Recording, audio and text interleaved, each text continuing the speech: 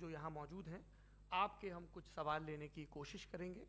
30 minute का वक्त हमने उसके लिए तय कर रखा है। इस तरह से ये 2 घंटे की बहस पूरी होगी। 2-3 बुनियादी बातें हैं जिनका हमें ध्यान रखना है। किसी भी किस्म की नारेबाजी में हमें शरीक नहीं होना है। ये हल्ला गुल्ला नहीं है, क्योंकि पूरी दुनिया देख रही है, तो एक नज़ीर कायम करनी है, एक उदाहरण लोगों के सामने रखना है कि पढ़े लिखे लोग इत्तेफाकी और नाइत्तेफाकी रखते हुए भी, एक दूसरे से सहमति और असहमति रखते हुए भी बात कह सकते हैं। यहाँ पर मेरे JNU के प्रोफेसर बैठे हैं, पुरुषोत्तम अग्रवाल जी, जिन्होंने हमें क्लास में सिखाया है कि सहमति का साहस और असहमति का विवेक, और इसका ठीक उलट भी, ये बड़ा जरूरी है। दूसरी बात, ये किसी एक धर्म के बारे में बहस नहीं है, ये बात सबको स्पष्ट होनी चाहिए। किसी धर्म को महान बताने या किसी धर्म को कमतर बताने की ये बहस नहीं है। तो यदि कोई इस उम्मीद से देख रहा है या यहां आया है, तो मैं आपको आश्वस्त करना चाहता हूं कि आपको नाउम्मीदी हाथ लगेगी। इस बहस में बहुत ज्यादा धार्मिक प्रतीकों के इस्तेमाल को लेकर भी ये दोनों लोग जो अभी आपको गंभीर दिख रहे हैं, भले लोग हैं, कल शाम को चाय पर मिले थे, बहुत हंसी मजाक भी इनके बीच हुआ था, और गलबैयां डालते हुए एक तस्वीर भी हुई थी। ये इस बात का प्रमाण है कि इंटरनेट पर जो हल्ला मचा हुआ है उसके मुकाबले ये दोनों लोग बहुत ही अच्छे शांत ढंग से बहस के लिए राजी हो गए हैं। ट्विटर की बातें ट्विटर तक सीमित, एलन मस्क आजकल उसको एक्स कहते हैं।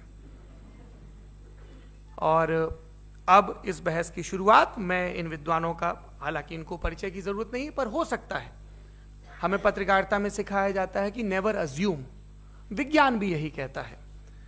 मुफ्ती शमाइल नदवी साहब इस्लामिक विद्वान, शिक्षाविद हैं, कोलकाता के वाहियान फाउंडेशन के संस्थापक हैं, लखनऊ की प्रतिष्ठित दारुल उलूम नदवतुल उलमा से ग्रेजुएशन किया है, सोशल मीडिया और सार्वजनिक मंचों पर अध्यापन और बौद्धिक कामों में सक्रिय हैं, और इस समय इंटरनेशनल इस्लामिक यूनिवर्सिटी मलेशिया से PhD कर रहे हैं। अच्छी बात यह है कि पढ़ाई के साथ साथ ट्रैवल ब्लॉग भी बनाते हैं। पेट्रोनस टावर के सामने का ब्लॉग हमने देखा। हमारे साथ जावेद अख्तर साहब हैं। जावेद अख्तर साहब कवि हैं, शायर हैं, गद्य भी लिखते हैं, फिल्मों के लिए संवाद लिखे हैं, गीत लिखे हैं। इससे इतर ये वैज्ञानिक सोच को लेकर या अपने डिक्लेयर्ड एथिज्म को लेकर भी मुखर रहते हैं और अपने तहीं रैशनैलिटी की बात करते हैं। देवियों और सज्जनों, डज गॉड एग्जिस्ट? इस सवाल का जवाब सब अपने अपने तहीं खोजने की कोशिश कर रहे हैं। कोई इसको गॉड डैम पार्टिकल की खोज बताता है, कोई गॉड पार्टिकल की खोज बताता है, कोई हिग्स बोसान की खोज बताता है, कोई ये सवाल जवाब तलाशने की कोशिश करता है कि मास एग्जिस्टेंस में आखिर आया कैसे, हुआ क्या था, सृष्टि के पहले, समय के पहले क्या था, और कोई ये कहता है कि ये सारी खोजें जिस मस्तिष्क में हो रही हैं प्रकृति के क्रम में, वो कैसे विकसित हुआ। मैं उम्मीद करता हूं कि हम आज इन बुनियादी सवालों के कुछ जवाब हासिल करने में कामयाब हों। मैं सबसे पहले मंच पर आमंत्रित कर रहा हूं मुफ्ती शमाइल नदवी साहब को। आइए सर। जी,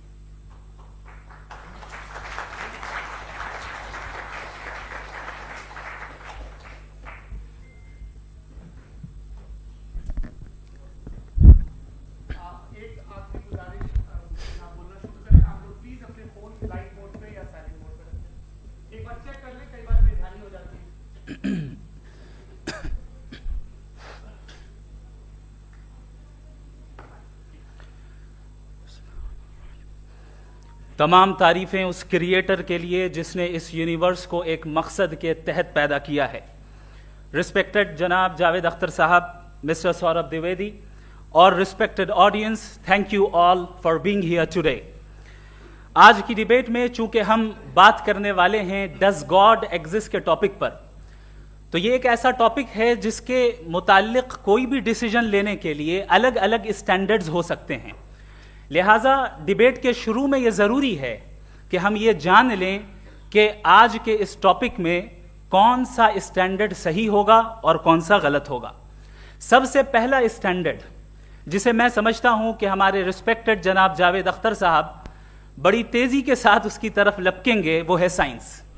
जबकि साइंस दर हकीकत खुदा के एग्जिस्टेंस को डायरेक्टली साबित करने या उसके एग्जिस्टेंस को डिनाई करने के लिए स्टैंडर्ड नहीं बन सकती। और उसकी वजह क्या है, ये मैं नहीं कह रहा, ये वो लोग कह रहे हैं जो साइंस के एक्सपर्ट्स हैं। नेशनल एकेडमी ऑफ साइंस कहती है science doesn't have the processes to prove or disprove the existence of God. Why? क्योंकि साइंस का ताल्लुक एम्पेरिकल एविडेंस से है और एम्पेरिकल एविडेंसेस का ताल्लुक हमारे नेचुरल और फिजिकल वर्ल्ड से है, जबकि गॉड नॉन फिजिकल और सुपर नेचुरल रियलिटी है। लिहाजा नॉन फिजिकल रियलिटी को आप उस टूल के साथ नहीं चेक कर सकते जिसका काम फिजिकल रियलिटी को तलाश करना है। लिहाजा आज इस डिबेट में गॉड की एग्जिस्टेंस को साबित करने या उसे डिनाई करने में साइंटिफिक एविडेंस को एक्सेप्ट नहीं किया जाएगा। दूसरा स्टैंडर्ड हो सकता है रेविलेशन, कि रेविलेशन के जरिए हम यह साबित करें कि गॉड एग्जिस्ट करता है या नहीं। लेकिन यह स्टैंडर्ड भी आज इररेलेवेंट है। क्यों? क्योंकि रेविलेशन मेरे नजदीक सोर्स ऑफ नॉलेज है, वैलिड सोर्स ऑफ नॉलेज है, लेकिन हमारे जावेद अख्तर साहब के नजदीक यह वैलिड सोर्स ऑफ नॉलेज नहीं है। लिहाजा आज की डिबेट में मैं एक भी एविडेंस किसी भी मजहबी स्क्रिप्चर से नहीं दूंगा ताकि जावेद अख्तर साहब के लिए वो अनएक्सेप्टेबल ना हो। तीसरा जो मेयार हो सकता है वो है ऑब्जर्वेशन, कि भाई कोई कहे कि हमें खुदा दिखाओ, अगर है तो दिखाओ, या ये कि खुदा के एग्जिस्टेंस पर एम्पेरिकल एविडेंस दो, तो ये है दर हकीकत गलत टूल का इस्तेमाल करना। ये ऐसा ही है कि जावेद साहब मुझसे ये मुतालबा करें कि मुफ्ती साहब आप मेटल डिटेक्टर के जरिए प्लास्टिक डिटेक्ट करके दिखाएं। अब चूंकि प्लास्टिक डिटेक्ट नहीं हो पा रही है लिहाजा plastic does not exist. No, you are using the wrong tool. इस टूल से प्लास्टिक को डिटेक्ट नहीं किया जाता। लिहाजा मैं समझता हूं कि गॉड के एग्जिस्टेंस पर एम्पेरिकल एविडेंस का मुतालबा करना एक बचकाना मुतालबा है, और हमारे रिस्पेक्टेड जनाब जावेद अख्तर साहब इस स्टेज से अब बहुत आगे निकल चुके हैं। अब बचता है एक ही स्टैंडर्ड, और वो स्टैंडर्ड है अक्ल, लॉजिक, रीजनिंग। और यही वो स्टैंडर्ड है जिसके तहत गॉड की एग्जिस्टेंस को साबित किया जाएगा या गॉड की एग्जिस्टेंस को डिनाई किया जाएगा। लेकिन चूंकि ये बहुत इंपॉर्टेंट और सेंसिटिव टॉपिक है, इसलिए लॉजिकल आर्ग्यूमेंट भी ऐसा होना चाहिए जो डेफिनेटिव हो, इनडेफिनेटिव ना हो, जो 2 और 2 4 की तरह बिल्कुल वाजे हो, जिसे लॉजिकली रिजेक्ट करना पॉसिबल नहीं हो। फॉर एग्जाम्पल हम कहें हमारे रिस्पेक्टेड मिस्टर सौरभ साहब, ये एक इंसान है और तमाम इंसान कॉन्शियस बीइंग है, लिहाजा नतीजा क्या निकला, हमारे सौरभ साहब भी कॉन्शियस बीइंग है। क्या ये इनडेफिनेट आर्ग्यूमेंट है या डेफिनेट आर्ग्यूमेंट है? ये डेफिनेट आर्ग्यूमेंट है। ये 2 और 2 की तरह वाजे है, इसमें किसी तरह जो है लॉजिकली इसको रिजेक्ट नहीं किया जा सकता। तो अगर आज हमारे जावेद अख्तर साहब ऐसी कोई अकली दलील और लॉजिकल एविडेंस दें खुदा के ना होने पर जो डेफिनेट भी हो, तो मैं ये ऐलान करता हूं कि यकीनन मैं उस एविडेंस को कबूल करूंगा और उस पर गौर करूंगा। लेकिन साथ में यह भी ऐलान कर देता हूं प्रेडिक्शन के तौर पर कि ऐसा कोई डेफिनेट आर्ग्यूमेंट कोई नहीं पेश कर सकता। दलील हम देंगे और डेफिनेटिव दलील देंगे, लॉजिकल दलील देंगे, ऐसी दलील देंगे जो एंटायर एथिस्टिक वर्ल्ड उसे रेफ्यूट नहीं कर सकती। चलें अब हम एक एग्जाम्पल सोचते हैं, एक सिनेरियो, सिंपल सिनेरियो, तमाम ऑडियंस से गुजारिश है, हम और आप एक आइसोलेटेड आइलैंड पर हैं, ऐसा आइलैंड जहां पे हमसे पहले कोई कभी नहीं गया। चलते चलते आपके सामने अचानक आपने देखा एक पिंक कलर की बॉल पड़ी हुई है। सबसे पहला सवाल आपके जहन में क्या आएगा कि ये बॉल यहां क्यों आई, कैसे आई, ये पिंक कलर की ही क्यों है, कोई और कलर भी हो सकता था, ये इसी शेप में क्यों है, कोई और शेप भी हो सकता था। नेचुरली आप इस तरफ पहुंचेंगे कि कोई ना कोई है जिसने इन स्पेसिफिक प्रॉपर्टीज के साथ इस बॉल को बनाया है और यहां पे रखा है। चूंकि आप जानते हैं कि ये जो बॉल है इसका एग्जिस्ट करना जरूरी नहीं है, ये एग्जिस्ट कर भी सकती थी, नहीं भी कर सकती थी, और एग्जिस्ट करना ही था तो किसी और फॉर्म में करती, किसी और कलर में करती।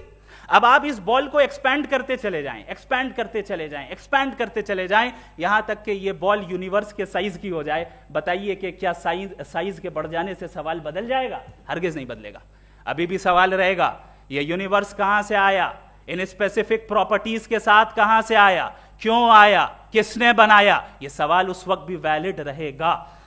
लेकिन यह सवाल अगर हम जनाब जावेद अख्तर साहब से करें तो चूंकि इनका वर्ल्ड व्यू एथिस्टिक है, और सिर्फ इनका नहीं, मतलब जितने भी एथिस्ट हैं और एथिस्टिक वर्ल्ड व्यू को रखने वाले से अगर आप ये सवाल करें कि ये यूनिवर्स कहां से आया, तो इनका जवाब या तो आर्ग्यूमेंट फ्रॉम इग्नोरेंस होगा या डॉगमेटिक होगा।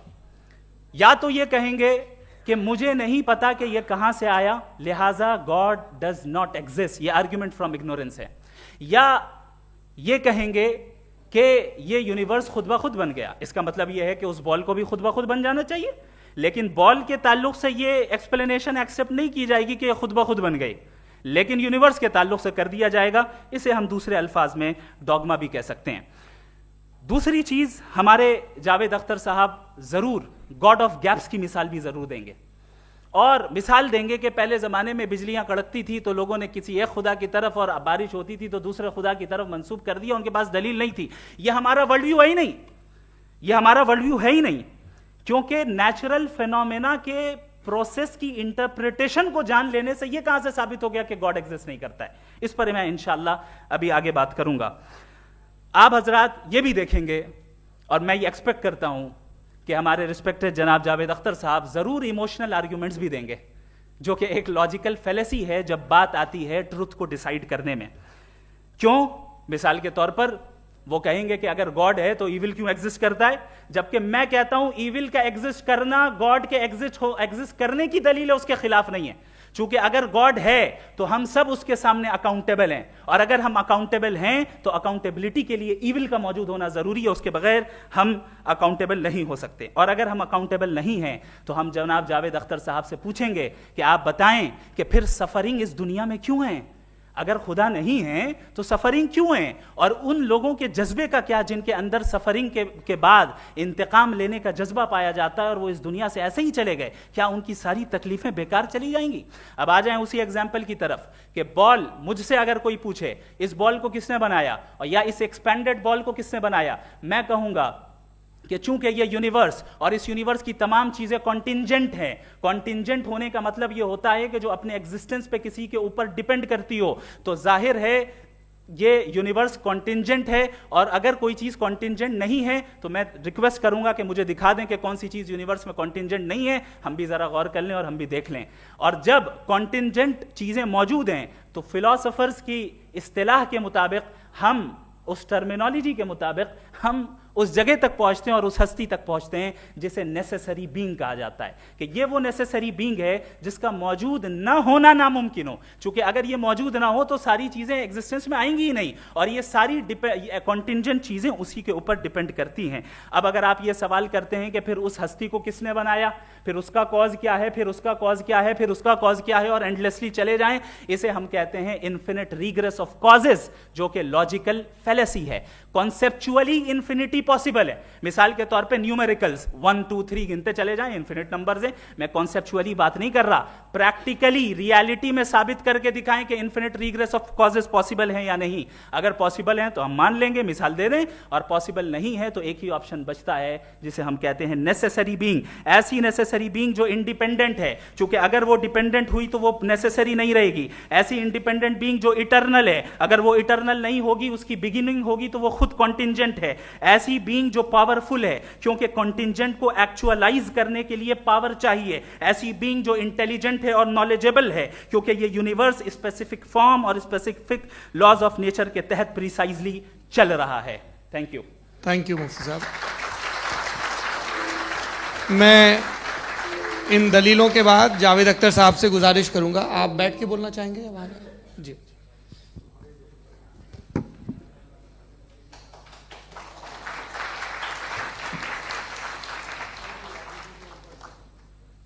पहले तो मैं मुफ्ती साहब को एक अच्छी खबर देना चाहूँगा कि मेरी नॉलेज साइंस के बारे में बड़ी मामूली है, तो आप फिक्र ना करें उसकी, लेकिन कुछ कॉमन सेंस है मुझ में। देखिए, ये खुदा का तस्वुर कोई नया तस्वुर नहीं है, ये सदियों से रहा है। ये कुछ रिलीजन 3000 साल पुराने होंगे, 4000 साल पुराने होंगे, लेकिन इंसान कोई 10,000 12,000 साल से एग्जिस्ट करता है होमोसेपियन की शक्ल में, और हमेशा कुछ ना कुछ मजहब रहे। ये मजहब जाहिलों के नहीं थे, ये मजहब एक ऐसी ग्रीक सोसाइटी के थे जहाँ बड़े बड़े फिलोसफर्स पैदा हुए। ये मजहब इजिप्शियंस के थे जिन्होंने पिरामिड्स बनाए थे। ये रोमन्स के थे कि जिनका आर्किटेक्चर और सेनेट यानी पहली बुनियाद डेमोक्रेसी की लिमिटेड थी मगर डेमोक्रेसी थी, ये उन लोगों ने किए थे। तो इनका जो जुपिटर था, रा था, ज़्यूस था, उन्हें उस पर इतना ही एतमाद था जितना आज किसी मजहबी आदमी को अपने खुदा पे होगा। क्रिश्चियनिटी आने से पहले यूरोप में एक मजहब था जर्मेनिक रिलीजन। उसका एक खुदा था, उसकी एक बीवी थी, उसके 2 बेटे थे, एक बेटी थी। फिर जर्मनी में जब यूरोप में क्रिश्चियनिटी आई तो वो खुदा, उसकी बीवी और पूरे ख़ानदान चला गया। तो हमने अगर हम हिस्ट्री देखें तो खुदा जो हैं वो ज़्यादातर फ़नी है, वो हमेशा रहे नहीं। और वो जो लोग इन्हें मानते थे उनको आप कहें वो तो जाहिल थे, उन्हें तो कुछ पता ही नहीं था, ऐसा नहीं है। वो अपने वक्त में बड़े काबिल लोग थे और अपने वक्त में उन्होंने बड़े बड़े काम किए हैं, फिलोसफर्स थे, साइंटिस्ट थे। लेकिन उनका मजहब कहाँ गया, उनके खुदा कहाँ गए? आज जो खुदा हैं दुनिया में लोग उन्हें मानते हैं। आपको क्या मालूम कि कितने बरसों के बाद क्या होने वाला है? हम यूरोप में देखते हैं तो चर्च खाली हैं। तो वक्त के साथ चीज़ें बदलती हैं। जहाँ तक इसका ताल्लुक़ है मज़हबों का, हर मज़हब आपसे एक चीज़ मांगता है, फेथ। ये फेथ क्या चीज़ होती है? What is the difference between faith and belief? ये तो बहुत ही अहमखाना बात होगी कि कोई आदमी कहे साहब अगर खुदा है तो मुझे दिखाइए। ये तो जाहिलाना बात हुई। मैंने तो नॉर्थ पोल नहीं देखा है मगर मैं मानता हूँ कि नॉर्थ पोल है। मैं क्यों मानता हूँ? इसलिए कि अगर ये दुनिया राउंड है तो उसका कोई टॉप होगा। कुछ लोग हैं जो वहाँ गए भी हैं, कॉमन सेंस कहता है कि ऐसा होगा, सबूत है, गवाह है, रीज़न है। तो ये मेरा फेथ नहीं है। तो फेथ में और बिलीफ में डिफरेंस क्या है? जो मजहब मांगता है आपसे, हर मजहब फेथ मांगता है। फेथ का मतलब ये है कि ना कोई गवाह हो, ना कोई सबूत हो, ना कोई रैशनल हो, ना कोई लॉजिक हो, ना कोई प्रूफ हो, मगर तुम एक बात को मानो। ये है फेथ। वरना बिलीफ होता। अगर इसमें कुछ भी सबूत होते, गवाह होते, तो फिर इसे आप बिलीफ कहते। जैसे मेरा बिलीफ है कि नॉर्थ पोल है, मेरा फेथ थोड़ी है। फेथ इन तमाम शर्तों को रद्द करता है। तो फिर स्टुपिडिटी क्या है? अगर मैं एक बात ऐसी मानूं जिसकी ना कोई लॉजिक है, ना कोई रैशनल है, ना कोई प्रूफ है, ना कोई गवाह है, ना कोई सबूत है, और मैं उसे मानूं, तो ये स्टुपिडिटी हुई। इसे ही भाई कल को मैं यकीन कर लूं कि एलॉन मस्क जो है मेरा भाई है, तो मुझे इंतहाई खुशी होगी, सुकून भी बहुत मिलेगा मुझे। लेकिन और कहे भाई क्यों मानते हो, क्या सबूत है भाई, वो तो अमेरिकन है और तुम तो इंडियन हो, वो तो नस्ल अलग है, तुम्हें कभी मिले भी नहीं। साहब देखिए मेरा फेथ है, इस पर बात न किया। फेथ का मतलब ही यह है कि आप प्रूव नहीं कर सकते। अगर आप प्रूव कर सकते हो तो फेथ की जरूरत ही नहीं, फिर तो आप बात करेंगे, आप कितनी बहस कर लीजिए। अल्टीमेटली दुनिया का हर मजहब फेथ पे टिका है, और फेथ का मतलब है एक ऐसा यकीन जिसका कोई सबूत, कोई गवाह, कोई रैशनल नहीं। अब आप ये कहें, क्या आप ये क्यों कह रहे हैं कि साहब ये कायनात किसने बनाई? कमाल ये है कि आपने बताया कि एक आइलैंड पे गए और एक बॉल देखी। आपने ये नहीं कहा कि आइलैंड किसने बनाया, आपको सिर्फ बॉल पे हैरत हुई। हमने आइलैंड पे हमने हैरत नहीं की, होते हैं आइलैंड। इसी तरह ये आइलैंड है, सितारे, ये गैलेक्सीज, ये सब आइलैंड हैं, खला में। हम उन्हें टेकन फॉर ग्रांटेड लेते हैं, हम पूछते नहीं किसने बनाए। आपने जजीरे के बारे में भी नहीं पूछा है। मेरी पैदाइश कैसे हुई? क्या मैं प्लान पैदा हुआ था? I was plan to be born. या एक लकी स्पर्म था जो किसी एक से चिपक गया। मेरी पैदाइश रैंडम। और इंसाफ जिसे आप कहते हैं, इंसाफ का तो नेचर से कोई वास्ता ही नहीं है। जो आप कहते हैं कि एक दिन इंसाफ मिलेगा, इंसाफ is a human concept. Nature में कोई इंसाफ नहीं। अगर शेर हिरन को खा जाता है तो उसे कोई सजा नहीं मिलती। अगर एक आंधी आती है और हरे भरे पेड़ों को उखाड़ के फेंक देती है तो आंधियों की जेल नहीं होती है। नेचर में इंसाफ नहीं, इसलिए वो नेचर को इंसाफ की जरूरत भी नहीं। नेचर तमाम एक है। अब हम कहें कि साहब ये देखिए जो मैंने खाना खाया था ये मेरी आंख तो नहीं यूं कर दिया उसे तो इसे सजा मिलनी नहीं, वो सिस्टम है, ऐसे ही चल रहा है। नेचर बगैर इंसाफ के है। इंसाफ इज अ ह्यूमन कॉन्सेप्ट। तो जो आपसे कहता है कि मैं तुम्हें इंसाफ दूंगा वो इंसानी जहन की पैदावार है। ये नेचुरल है ही नहीं, ये आसमानी है ही नहीं। नेचर का तसव्वुर, इंसाफ का तसव्वुर। भाई आप साथ मिलते हैं, अब आप लेफ्ट हैंड ड्राइव करते हैं, ये क्या है? तमाम सच, तमाम नेकी, तमाम शराफत लेफ्ट हैंड ड्राइव है। वरना क्या होगा, या तो आप क्रॉस कर देंगे, आपका एक्सीडेंट हो जाएगा, या आप किसी को मार देंगे, या ट्रैफिक जैम हो जाएगा। झूठ, बेईमानी, रिश्वतखोरी, ये तमाम जो है driving on the wrong side है। इसके ऊपर कुछ नहीं। ये तो हमने बनाया, जैसे हमने लेफ्ट हैंड ड्राइव बनाई है। ये कॉन्सेप्ट ऑफ इंसाफ जो है ये हमारा है, इसका नेचर से कोई वास्ता नहीं। शेर खा जाता है हिरन को, उसे जेल होती है क्या? कुछ भी नहीं, है ही नहीं। तो ये जो दुनिया के रिलीजन प्रॉमिस करते हैं आपसे इंसाफ, इसी से मालूम होता है कि ये मैन मेड है। ये तसव्वुर कहीं और का है ही नहीं। जो नेचर है, कुछ लोग कहते हैं नेचर ही खुदा है, तो नेचर में तो इंसाफ नहीं कहीं। और आप वादा कर रहे हैं कि तुम्हें मरने के बाद इंसाफ मिलेगा। मुझे अगर मिलेगा तो मैं बहुत खुश होऊंगा, लेकिन मैं यकीन नहीं कर पाता हूं, इसलिए कि मैं फेथ नहीं पैदा कर सकता। The very fact that religions demand faith, इसका मतलब है कि उनके पास जस्टिफिकेशन नहीं है। अच्छा था, फिर रिलीजन अगर मॉडरेशन में है, कोई सभी नहीं, वो आप में कुछ खूबियां भी पैदा करता होगा, देखिए उससे ये फ़ायदा है, वो फ़ायदा है। अल्कोहल जो है वो ज़्यादातर दवाओं में यूज़ होती है, और एक सर्वे किया गया था अमेरिका में कि लॉन्जेटिविटी किन लोगों की है। तो एक तरफ वो लोग थे जो शराब पीते ही नहीं थे, और एक तरफ वो थे जो एक बोतल शराब रोज पीते थे। सबसे ज़्यादा लंबी उम्र की है जो 2 पैक नाप के शराब पीते हैं और खाना खाते हैं। मगर हम शराब को बुरा समझते हैं, मैं भी बुरा समझता हूँ।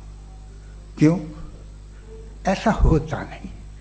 कुछ चीज़ों में आदत होती है जो बढ़ती है। आज तक में एक आदमी दूध पीता है, आप 10 साल बाद भी मिलेंगे तो एक ही गिलास पीता होगा। ऐसा नहीं होता, सुबह से दूध पीता रहता है। मिल्कोहलिक मैंने नहीं देखे, अल्कोहलिक होते हैं। ये टेंडेंसी है मजहब की कि वो बढ़ता है, जैसे कैंसर बढ़ता है, जैसे शराब बढ़ती है। कुछ लोग होंगे जो उसे सही तरह से यूज़ करते हैं। मुझे यकीन है कि हमारे मुफ्ती साहब भी उनमें से एक, इनसे बहुत खुशी हुई मुझे इनसे मिलकर। लेकिन कितने लोग हैं कि आज आप देखते हैं दुनिया में जो तबाहियाँ हैं, इनमें कितना हाथ है उन लोगों का जो बिलीवर कहते था मजहब ये नहीं कहता, ना कहता होगा, मगर जब ये मजहब पीते हैं तो ऐसे बिहेव करते हैं। थोड़ा सा अगर हो तो शायद बहुत अच्छी बात, लेकिन शराब थोड़ी सी नहीं रहती, उसमें टेंडेंसी है पहले। थोड़ा सा अगर 2-3 कैंसर के सेल हो ना बॉडी में तो आदमी स्लिम रहेगा, लेकिन वो 2-3 सेल नहीं रहते, वो मल्टीप्लाई होते हैं। जावेद साहब टाइम पूरा हो गया। टाइम हो गया, तो बस बात खत्म हो गई। अच्छा, मुझे कुछ और कहने को था भी नहीं। जी, मैं पहले जवाबी दौर के लिए इनवाइट कर रहा हूं मुफ्ती साहब को। Your rebuttal round 1, you have 7 minutes.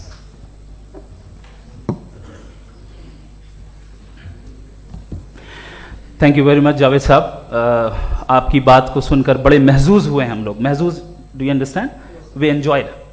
Okay, अब थोड़ा सा लॉजिकली उसको हम लोग देखते हैं। दरअसल हम लोगों ने कल गुजारिश की थी मुफ्ती साहब से भी, जावेद साहब से भी, कि हिंदुस्तानी जबान आम फहम सबको समझ में आ जाए और जहां कहीं आप मुश्किल शब्द इस्तेमाल करें वहां बताते भी चलें। Thank you. तो सबसे पहले हमारे रिस्पेक्टेड जावेद साहब ने हवाला दिया कि खुदा फानी है। कितने मजहब आगे चले गए, किसी ने जुपिटर को खुदा माना, किसी ने किसी को माना। मैं कहता हूं जिसने कॉन्टिंजेंट चीज को खुदा माना, गलत माना, वो खुदा ही नहीं, वो खुदा ही नहीं है। हम तो नेसेसरी बीइंग को साबित करने बैठे हैं, वो नेसेसरी कॉज जो इटरनल है, जो अबदी भी है और अजली भी है। हम किसी और को साबित करने नहीं बैठे। दूसरी चीज उन्होंने कहा कि फेथ एंड बिलीफ, ये एक ऐसी डेफिनेशन है फेथ की जो इन्होंने पहली मर्तबा पेश की है, या माफ कीजिएगा इन्होंने पहली मर्तबा पेश नहीं की है, रिचर्ड डॉकिंस ने पहली मर्तबा पेश की है। मुझे मालूम है ये सोर्स कहां से है। एपिस्टेमोलॉजिकली फेथ और बिलीफ का फर्क आप इस तरह नहीं कर सकते सर। फेथ सही भी होता है, गलत भी होता है, बिलीफ सही भी होता है, गलत भी होता है। जो लॉजिक, रीजन और एविडेंस से बैक्ड होगा वो फेथ सही होगा। और आप जिस फेथ की बात कर रहे हैं कि इलॉजिकल है और उसके पीछे नहीं है, तो we are on the same page. हम नहीं मानते उस फेथ को, जो फेथ ऐसा हो जिसके पीछे कोई लॉजिक ना हो, एविडेंस ना हो, हम नहीं मानते। हम तो उस फेथ के कायल हैं जिसके पीछे लॉजिक हो और एविडेंस हो। तो बिलीफ सही भी होता है, गलत भी होता है, फेथ भी सही होता है और गलत भी होता है। तो आज फेथ और बिलीफ के डिफरेंस पे बात नहीं हो रही है। आज आप चाहे फेथ एक्सेप्ट कर लें या बिलीफ एक्सेप्ट कर लें, आज ये बात होगी कि ट्रूथ क्या है, चाहे ट्रू बिलीफ सही है या ट्रू फेथ सही है, और फॉल्स फेथ क्या है और फॉल्स बिलीफ क्या है, बात इस पे हो रही। दूसरी चीज इन्होंने पूछा स्टुपिडिटी फिर क्या है। अगर फेथ रिलीजन स्टुपिडिटी नहीं है तो और क्या है? चूंकि फेथ का मुतालबा करते हैं तो स्टुपिडिटी क्या है? मैं कहता हूं स्टुपिडिटी एथिज्म है। उसकी वजह यह है कि आप एक सड़क पे जा रहे हो और आप किसी गार्डन में जाएं और देखें वहां लिखा है फूलों के साथ I love Javed Akhtar, and I really do, I love you sir. So जब आप वहां पर पहुंचे तो वहां पहुंचकर अब ये बताएं, क्या आप ये कहेंगे वाह व्हाट अ नेचुरल सिलेक्शन? ये क्या नेचुरल सिलेक्शन है? नहीं, ये प्रिसाइजली डिजाइंड है, इसके पीछे डिजाइनर है। लिहाजा अगर कोई एक ऐसी कॉमन सेंस की बात को कबूल नहीं कर रहा है कि यूनिवर्स जो इतने प्रिसाइजली काम कर रहा है, हम कह दें कि खुद ब खुद बन गई, मैं समझता हूं इससे बड़ी स्टुपिडिटी और कुछ नहीं है। ये इरैशनल चीज है। फिर हमारे सर ने कहा कि आपने बॉल पे फोकस किया, आइलैंड पे फोकस नहीं किया। अरे आइलैंड को किसने बनाया यही समझाने के लिए तो बॉल की मिसाल दे रहा हूं। और बॉल भी कॉन्टिंजेंट है, आइलैंड भी कॉन्टिंजेंट है, दोनों नेसेसरी बीइंग का मुतालबा करते हैं। आगे इन्होंने कहा कि नेचर में कोई इंसाफ नहीं है। हम डिसाइड करते हैं कि मोरालिटी क्या होती है, इंसाफ क्या होता है। हम डिसाइड करते हैं, जैसे ड्राइविंग सीट में ट्रैफिक वाला, ये तो किसी खुदा ने नहीं कहा, ये है, इसे कहते हैं फॉल्स इक्विवेलेंस। ये एक लॉजिकल फेलेसी है। आपने जो है मिसाल दी ड्राइविंग की और ट्रैफिक की, ये सब्जेक्टिव मोरालिटी है। आप सब्जेक्टिव मोरालिटी को मिसाल बनाकर ऑब्जेक्टिव मोरालिटी के ऊपर नहीं थोप सकते। इंसाफ की ऑब्जेक्टिव मोरालिटी। अगर आप ये कहते हैं कि नेचर में इंसाफ नहीं है, तो इंसाफ का न होना ये नेचुरल हुआ, तो फिर नेचर को नेचर रहने दे। क्यों हम इतना स्ट्राइव कर रहे हैं दुनिया में इंसाफ लाने के लिए? ये तो इलॉजिकल बात है, इरैशनल बात है। इसलिए बहुत सी चीजें ऐसी हैं जो ऑब्जेक्टिवली जो है इविल या गुड हैं, और बहुत सी चीजें ऐसी हैं जो सब्जेक्टिवली हैं। सब्जेक्टिवली जो मोरल होता है या इमोरल होता है, उसको हम सोशल कंसेंसस से या पर्सनल प्रेफरेंस से डिसाइड करते हैं। लेकिन जो ऑब्जेक्टिव मोरालिटी है, जिसमें इंसाफ आया, जो इन्होंने बार बार रिपीट किया, ये ऑब्जेक्टिव है, सब्जेक्टिव नहीं है। अगर आप कहते हैं ये सब्जेक्टिव है, तो मेरा सवाल आपसे यह है, क्या सोशल कंसेंसस के जरिए अगर जुल्म को सही करार दे दिया जाएगा तो आप जुल्म को जस्टिफाई करेंगे? दूसरी चीज इन्होंने यह कहा कि 2 पैक शराब पी लें तो वो उतने पे नहीं रहता, बढ़ जाता है। यही मामला मजहब के साथ है। 2 पैक आप पी लें, बढ़ेगा।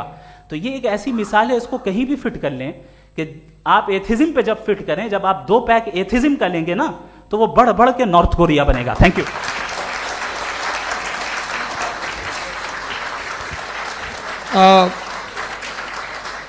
फर्स्ट राउंड की रिबटल के लिए मैं जावेद साहब को इनवाइट कर रहा हूं। आपके पास 7 मिनट का वक्त है, रीसेट कर दीजिएगा प्लीज। मुझे इस बात की खुशी है कि मुफ्ती साहब ने भी मान लिया कि नेचर में कोई इंसाफ नहीं है। तो कोई भी चीज़ जो इंसान ने नहीं बनाई है उसमें इंसाफ नहीं होता है। एक बात मैं आपसे अर्ज़ करूँ, ज़रा पता लगा लीजिएगा, ये जो आप बाग में जाते हैं बेहद खूबसूरत फूल देखते हैं ना, इनमें से कोई नेचुरल नहीं है। ये सारे फूल क्रॉस करके बनाए गए हैं। जो जंगल में फूल होते हैं नहायत मामूली होते हैं, ये फूल इंसानों ने बनाए हैं। जो आप बाग में देख के वाह वाह कहते हैं, ये इंसानों के बनाए हुए हैं। डिफरेंट फूलों को क्रॉस करके, डेवलप करके, फिर क्रॉस करके इस तरह से बनाए गए। नेचुरल फ्लावर नहीं। किसी जंगल वीरान में जाके आप गुलाब के फूल नहीं देखेंगे। ये सब बनाए हुए इंसान ने, बहुत से काम इंसान ने किए। बाकी है कि आपने मेरी एक बात का जवाब नहीं दिया, जिससे मुझे शिकायत है कि फेथ क्या है और आप फेथ मांगते क्यों हैं मुझसे। आप तो लॉजिकल हैं, आपके पास तो सारे रैशनल हैं, आपके पास सारे सबूत हैं, तो आपको फेथ की डिमांड क्यों करते हैं कि भाई तुम सरेंडर कर दो और सवाल मत करो। कोई मजहब सारे सवाल करने की इजाजत नहीं देता है और मना करता है कि ज़्यादा सवाल ना करो, बह जाओगे तुम। आप क्यों रोकते हैं? हकीकत यह है कि इंसानी तारीख क्या है। इंसानी तारीख ये है कि दुनिया में दो तरह के लोग हुए हैं। एक वो जिन्होंने अपनी लाइल्मी की परस्तिश की है, दूसरे वो जिन्होंने अपनी इग्नोरेंस या लाइल्मी से झगड़ा किया है और मालूम किया है कि क्या है। ये जो आप कह रहे हैं, आज आप हैरान हैं कि भाई ये यूनिवर्स कैसे बनी। लोग हैरान थे कि सूरज डूबता है तो इधर से कैसे निकलता। और आप एक कदम जाके हमेशा का मानने को तैयार है, एक कदम पीछे ही मान जाइए। भाई आप इसके बाद जाते हो, कहते सवाल ना करना कि ये कहाँ से आया, ये पावर तो हमेशा से हमेशा रहेगी। तो आप यूनिवर्स के बारे में मानने में क्या तकलीफ है? एक कदम पहले रुक जाइए, ये हमेशा से थी या नहीं थी हमें मालूम नहीं है। और ये कहना कि हमें मालूम नहीं है, कमाल ये है कि दुनिया के सारे मजहब सब जानते हैं ये दुनिया कैसे बनी थी, कैसे मिटेगी, मरने के बाद क्या होगा, इनको सब इल्म है। इनको किसी को डायनासोर होते थे पहले ये नहीं पता था, किसी को नहीं पता। किसी भी दुनिया की मजहबी किताब में डायनासोर का जिक्र नहीं है। लेकिन बाकी सब बातें, how to make universe in 4 easy lessons and बाकी सब पता है। जिसको सब पता है वो गड़बड़ है। हम में ये इंकिसार, ये ह्यूमिलिटी होनी चाहिए कि हम ये कहें कि हमें ये बहुत सारी बातें नहीं मालूम, लेकिन हम उनकी परस्तिश न करना, अपनी लाइल्मी को की परस्तिश न करें, हम उसे पता लगाने की कोशिश करें। जिस दुनिया में आप बैठे हैं सर, ये हॉल जो है, ये इलेक्ट्रिसिटी जो है, ये माइक जो है, जिस हवाई जहाज से आप आए थे, वो जिस कार से आप यहाँ आए हैं, ये सब उन लोगों की बनाई हुई है जिन्होंने सवाल किए थे। ये दुनिया जिसमें आप आज आराम से हैं, ये उन लोगों की बनाई है कि जिन्होंने सवाल किए थे। और हर स्टेज पे इन सवालों को मकरूह कहा गया था, गलत कहा गया था। आप जरा तारीख पढ़िए, एक बड़ी दिलचस्प किताब है बर्ट्रैंड रसेल की, जिसमें उसने रिलीजन एंड साइंस कि कब से रिलीजन जो है साइंस के अगेंस्ट है। और हद तो यह है कि भाप के इंजन के खिलाफ थे, स्टीम इंजन के भी खिलाफ थे, और फतवे हुए उन पर, वेटिकन ने दिए। तो ये हमेशा, अभी जैसे ही ये राइट विंगर आते हैं अमेरिका में पावर में, तो वो जो अपना ये क्या बोलते हैं उसे, सीड क्या बोलते हैं, सीड क्या जो, हाँ नहीं सीड जो होते हैं जिस पे जी नहीं भाई, वो जो ह्यूमन बॉडी के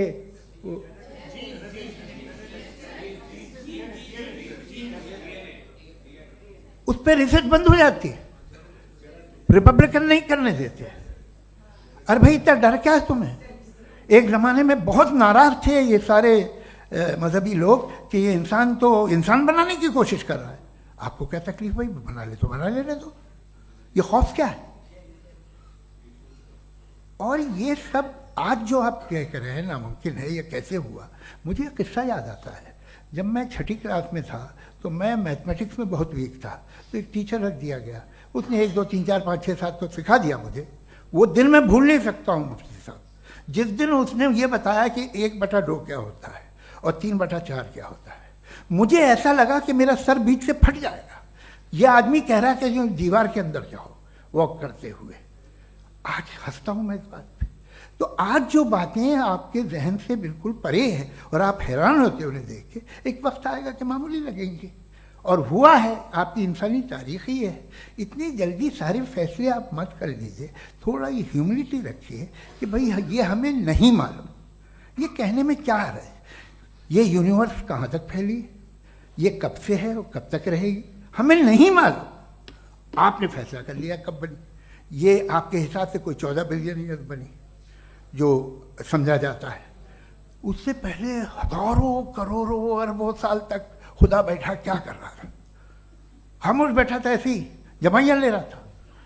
फिर उसे आइडिया है, यार एक काम करते, वक्त अच्छा गुजर जाएगा, यूनिवर्स पर आपसे सोचिए। वो तो हमेशा से है ना, मगर यूनिवर्स हमेशा से नहीं है, ये तो बनाई गई है। और उससे पहले क्या था, इनका क्या काम था?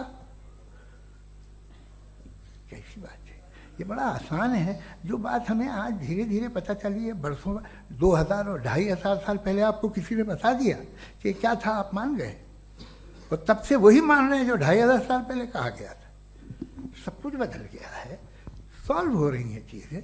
अभी साइंस बिल्कुल दावा नहीं करती, या कोई फिलोसफर ये दावा नहीं करता कि हमें सब मालूम, बल्कि वो कहता है कि हमें जितना मालूम होता है उससे ये मालूम होता है कि हमें कितना कम मालूम। तो हम अपनी जहालत से लड़ें, उसकी परस्तिश न करें। जी, टाइम है। Thank you so much. मैं तर्कों की श्रृंखला में राउंड 2 के लिए मुफ्ती साहब को आमंत्रित कर रहा हूं। आपके पास एक बार फिर से 7 मिनट का वक्त है। शुक्रिया। जनाब जावेद अख्तर साहब कई मर्तबा दोहरा रहे हैं कि फेथ का मतलब बताइए, फेथ का मतलब बताइए। मैंने बता दिया, फेथ सही भी होता है, गलत भी होता है। और आज हम फेथ पे बात नहीं कर रहे, हम ट्रुथ और डज गॉड एग्जिस्ट पे बात कर रहे हैं।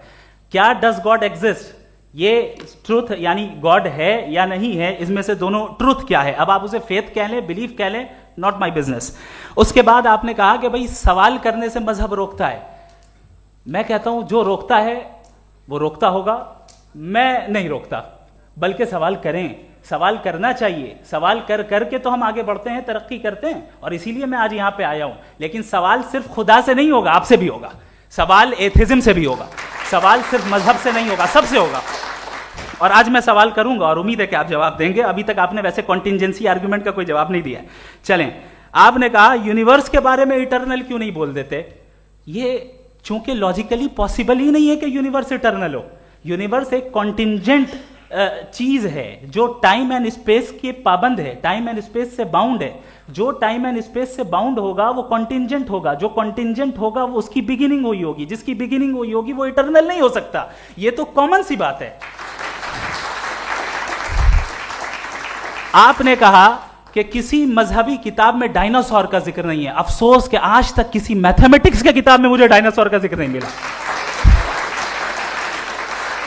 तो इसका मतलब मैथमेटिक्स की किताब बेकार है? नहीं, उसका वो टॉपिक नहीं है। रेवलेशन का और मजहबी किताबों का टॉपिक ये नहीं है कि आपको आके बताए साइकिल कैसे बनाते हैं, या आकर ये बताएं कि जो है डायनासोर कब था। वो तो मोरालिटी सिखाने आया है, गॉड के बारे में बताने आया, नॉन फिजिकल रियलिटी की हकीकत को सिखाने के लिए आया। रिलीजियन साइंस को रोकता है? नहीं रोकता। अगर रोकता है तो गलत करता है।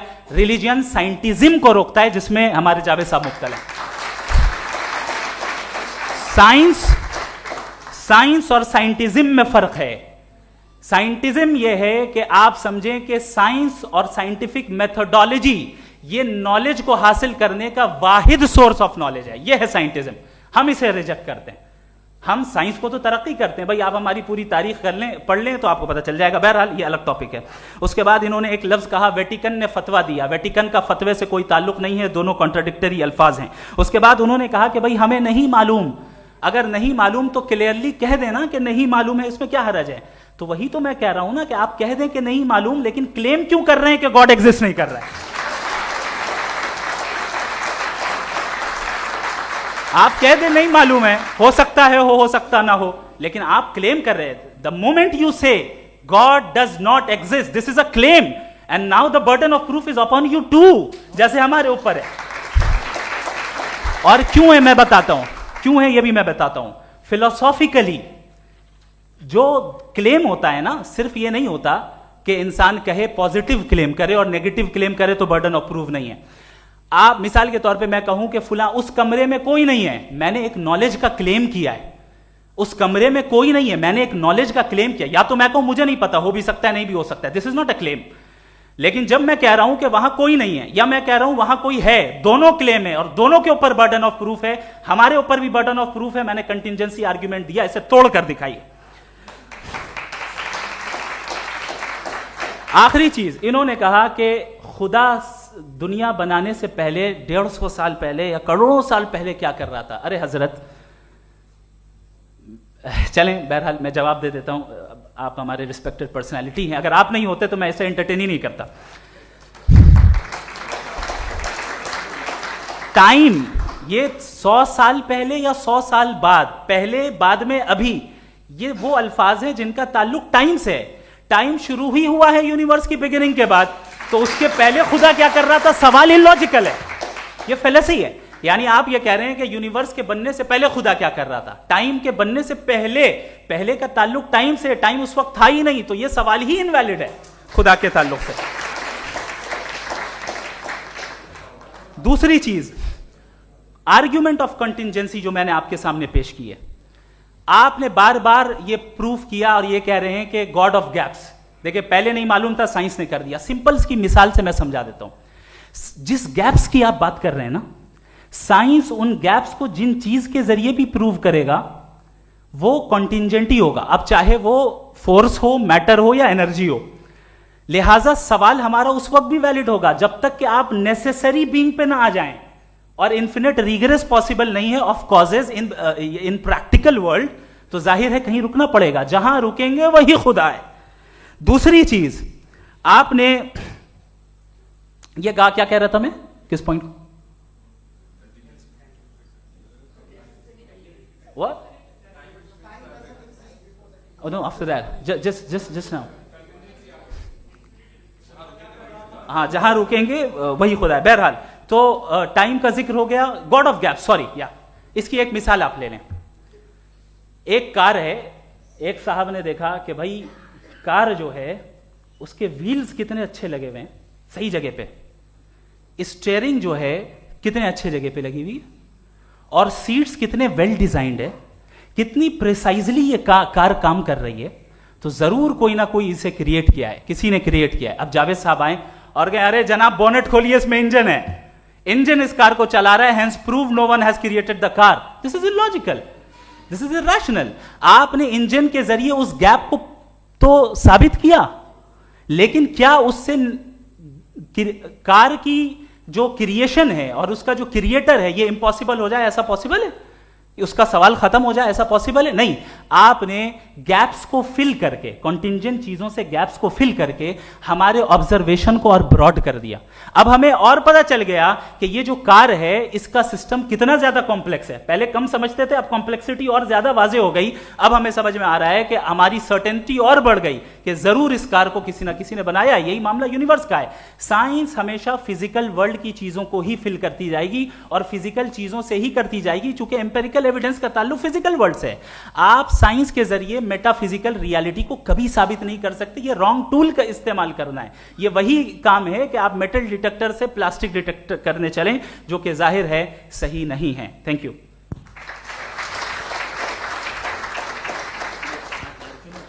जी, ये आर्ग्यूमेंट का राउंड 2 है. हाँ. 7 मिनट है. पहले तो मैं आपसे अर्ज करूं कि आपने कहा कि जब कायनात ही नहीं थी तो वक्त भी नहीं था, कुछ भी नहीं था. कैसे नहीं था? खुदा था. एक एग्जिस्टेंस तो था ना खुदा का. तो जब खुदा था तो वक्त भी होगा. ऐसा नहीं कि कुछ भी नहीं था, खुदा था.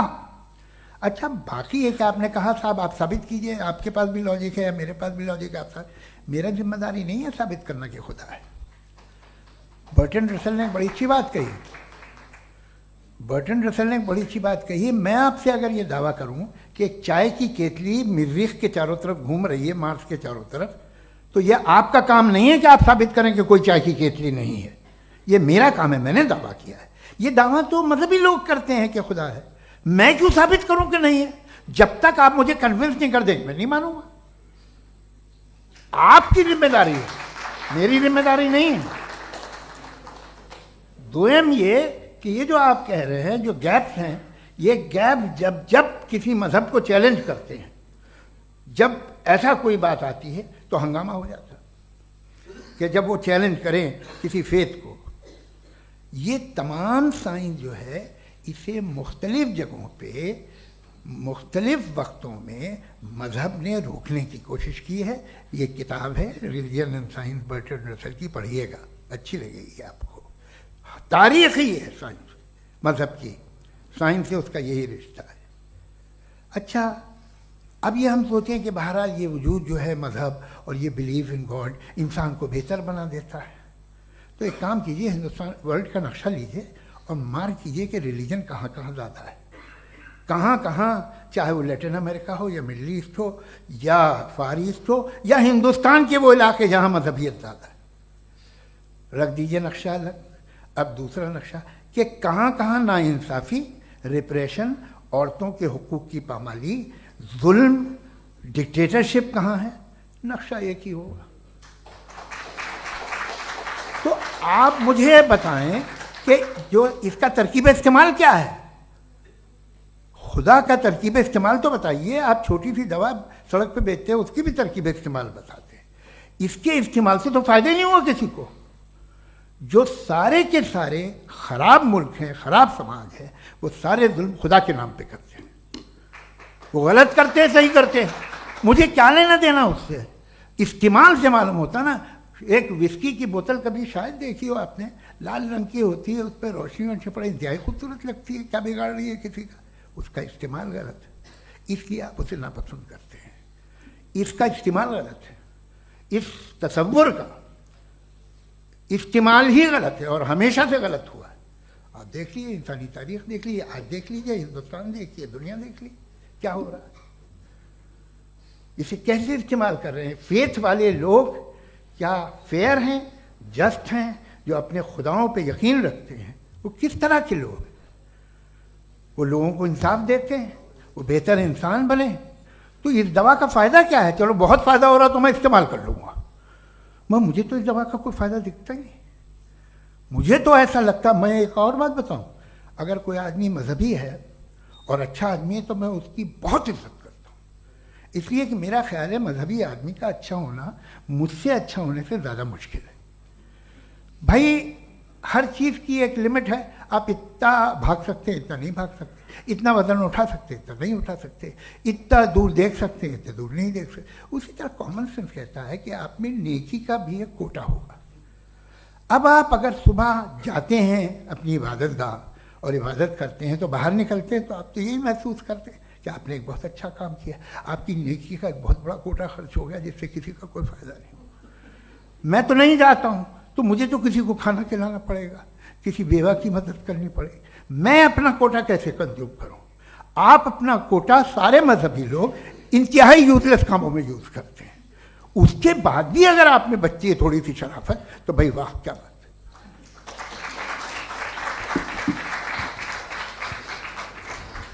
एक तो मुझे ये बात बहुत अच्छी लग रही है कि दोनों ही विद्वान समय को मानते हैं और बहुत समय से अपनी दलीलें और बाज़ दफ़ा समय से पहले अपनी तकरीरें पूरी करके अपनी अपनी कुर्सी पर बैठ रहे हैं।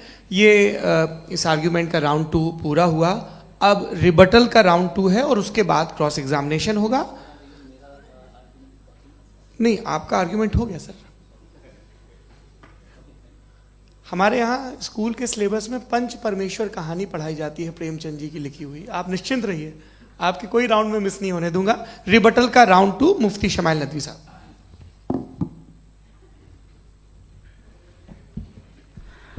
असल में जो हकीकी प्रॉब्लम है, असल प्रॉब्लम है वो ये है कि जावेद साहब के पास कॉन्सेप्ट ऑफ गॉड क्लियर नहीं है। इन्होंने कहा कि कायनात से पहले खुदा तो था, तब भी तो टाइम होगा। ये टाइम कायनात का हिस्सा है। हम खुदा, उस खुदा को मानते हैं नेसेसरी बीइंग का टाइमलेस होना जरूरी है, चूंकि वो टाइम का क्रिएटर है। जब उसने टाइम को क्रिएट किया तो वो खुद टाइम पे कैसे होगा?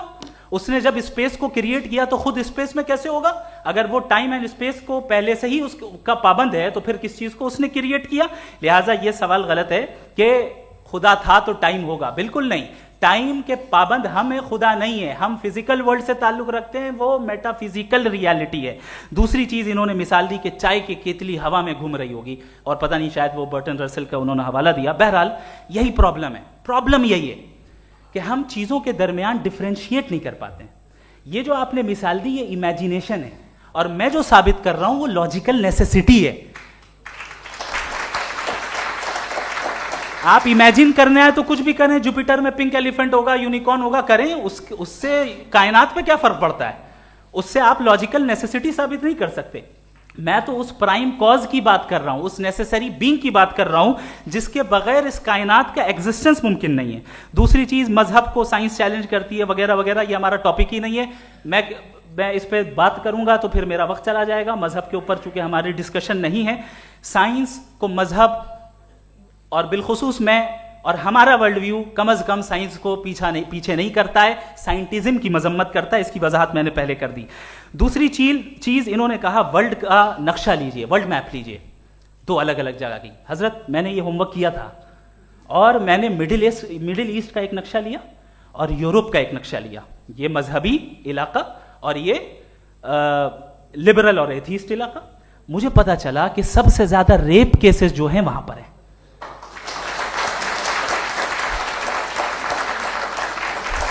मुझे ये पता चला यूएन की रिपोर्ट के मुताबिक, मैं ये अपने घर से नहीं लेके आ रहा, कि जो वर्किंग वुमेन है यूरोपियन कंट्रीज में, उसमें 81% वुमेन सेक्सुअल हैरेसमेंट का वर्क में शुमार हो रही है। ये मिडिल ईस्ट में नहीं हो रहा है, वो मजहबी लोग हैं इसलिए नहीं हो रहा है।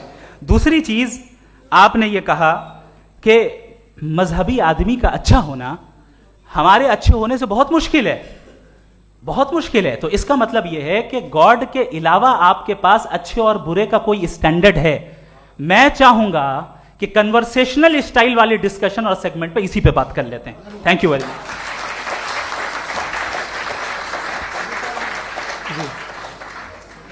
ये रिबटल का राउंड 2 है। आपके पास 5 मिनट का वक्त है, और इसके बाद क्रॉस एग्जामिनेशन शुरू करेंगे। आप चाहें तो जो इन्होंने सवाल पूछे उनके जवाब आप रिबटल में भी दे सकते हैं। जी जी, देखिए, पहले तो ये बात कि ये मिसाल गलत नहीं है, गलत है। इन्होंने पहले ही हमको डिसार्म कर दिया। कह लिया अकल से मामला सॉल्व नहीं हो सकता, लॉजिक से आप पहुंच नहीं सकते। ये एक मेटाफिजिकल चीज़ है। मेटाफिजिकल अजीब सा लफ्ज़ है, ठीक से किसी को माने नहीं मालूम इसके, तो ऐसा लगता है कुछ बड़ी चीज़ है। अरे भाई, क्या होता है मेटाफिजिकल, बताओ, खड़ी हो। ये एक लफ्ज़ है जो कहीं भी इस्तेमाल हो जाता है। जब आप एक बात कर रहे हैं और आप मुझसे बहस कर रहे हैं तो मुझे मेटाफिजिकल मत बताइए, आप लॉजिकली मुझे प्रूफ किए। और अगर लॉजिकली आप नहीं बात करते साहब ये मेटाफिजिकल है, तो फिर हम आप बात क्या कर रहे हैं? मेरा आपका किस ज़बान में कॉन्वर्सेशन होगा? और ये कहना कि वक्त पहले नहीं था, तो फिर क्यों कहते हैं ये हमेशा से और हमेशा रहेगा? हमेशा वक्त है, तो आप कैसे कहते हैं वो हमेशा से है और हमेशा रहेगा? हमेशा का मतलब है कोई वक्त, अगर वक्त ही नहीं है तो हमेशा कैसे? बाहर वो रहेगा। अब मैं ये देखता हूँ, आपने कहा ना कि वहाँ रेप ज़्यादा होते हैं, तो हम एक बात देखते हैं कि ये दुनिया जिस पे वो कादर मुतलक है, जिसकी मर्ज़ी के बगैर पत्ता भी नहीं हिलता, ओमनीपोटेंट है, ये दुनिया चल कैसे रही है? और इस दुनिया का हाल क्या है? 45,000 बच्चे जो 10 साल की उम्र से कम थे वो गाजा में मरे। भूख से काला हांडी में बच्चे मरते हैं और डिप्थेरिया से मरते हैं। डिप्थेरिया अजीब मर्ज है, गले में जाली बनना शुरू होती है, बच्चा नीला हो जाता है, गरीब का बच्चा, इसलिए कि उपास इलाज में। ये कादर मुतलक है जो चाहे कर दे, इससे आप दुआएं मांगते हैं हमारी ये काम कर दे वो कर दे, तो इसका मतलब डे टू डे लाइफ में वो इंटरफेयर करता है और ये देख रहा है वो। अगर वो वाकई भी है फॉर डिस्कशन से, तो मैं जब दुनिया देखता हूँ तो मेरे दिल में उसके लिए कोई इज्जत नहीं पैदा होती। ये क्या कर रहे हो तुम पूरे ऑल पावरफुल हो, ओमनीपोटेंट हो, ओमनी प्रेजेंट हो। तुम तो वहाँ गाजा में रहे होगे ना, तुम हर जगह हो। तुम देख रहे थे कि बच्चे की कैसे धज्जियाँ उड़ रही, तुम देख रहे थे और तुम चाहते हो मैं तुम्हारी परस्तिश करूँगा, तुम हो भी। अरे यार, इससे अच्छे तो हमारे चीफ प्राइम मिनिस्टर हैं, कुछ तो ख्याल करते हैं। कमाल है, आप किसकी इबादत कर रहे हैं? अगर वो है भी, ये दुनिया नाइंसाफी से, जुल्म से, जबर से, तशद्दुद से भरी हुई। और आप ये मत कहिएगा कि वो देख रहा है और वो बताएगा एक दिन। अगर वो देख रहा है और इंटरफेयर नहीं करता तो आप दुआ क्यों मांगते? आप कहते हैं मेरा ये काम करा दे, इसके मतलब है वो दखल दे सकता है, वो आपको नौकरी दिलवा सकता है, भले दूसरे आदमी को न मिले, मगर आपका काम कर देगा चूंकि आपने दुआ मांगी है। तो जब वो आपको नौकरी दिला सकता है, लड़की की शादी कर सकता है, बेटे को ग्रीन कार्ड दिलवा सकता है, तो कम से कम ये जो मर रहे हैं बच्चे, इनको रोक दे, कुछ तो करे। मुझे तो दुनिया में, इस दुनिया का कोई मालिक है, इसका ओमनीपोटेंट कोई रूलर है, और ये दुनिया ऐसी चल रही है। मैं तो चाहूँगा कि भाई ना हो, अगर हो तो बड़ी शर्मिंदगी की बात है। शुक्रिया।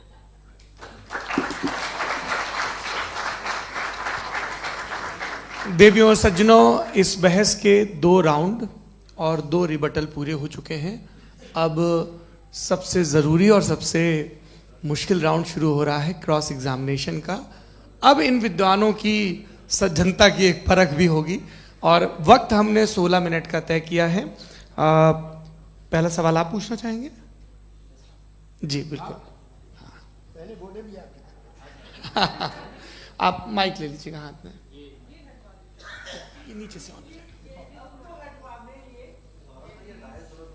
जी। मैं बोलता हूँ, ये डायस हटा सकते हैं क्या हम थोड़ा क्विकली? डायस पीछे कर दीजिए बस थोड़ा सा, है, ताकि ये जो दाएं बाएं लोग बैठे हैं, इसे हटा ही दीजिए। अब हम वहाँ तो जाने वाले नहीं। आराम से आराम से दोनों तरफ से हटा दीजिए।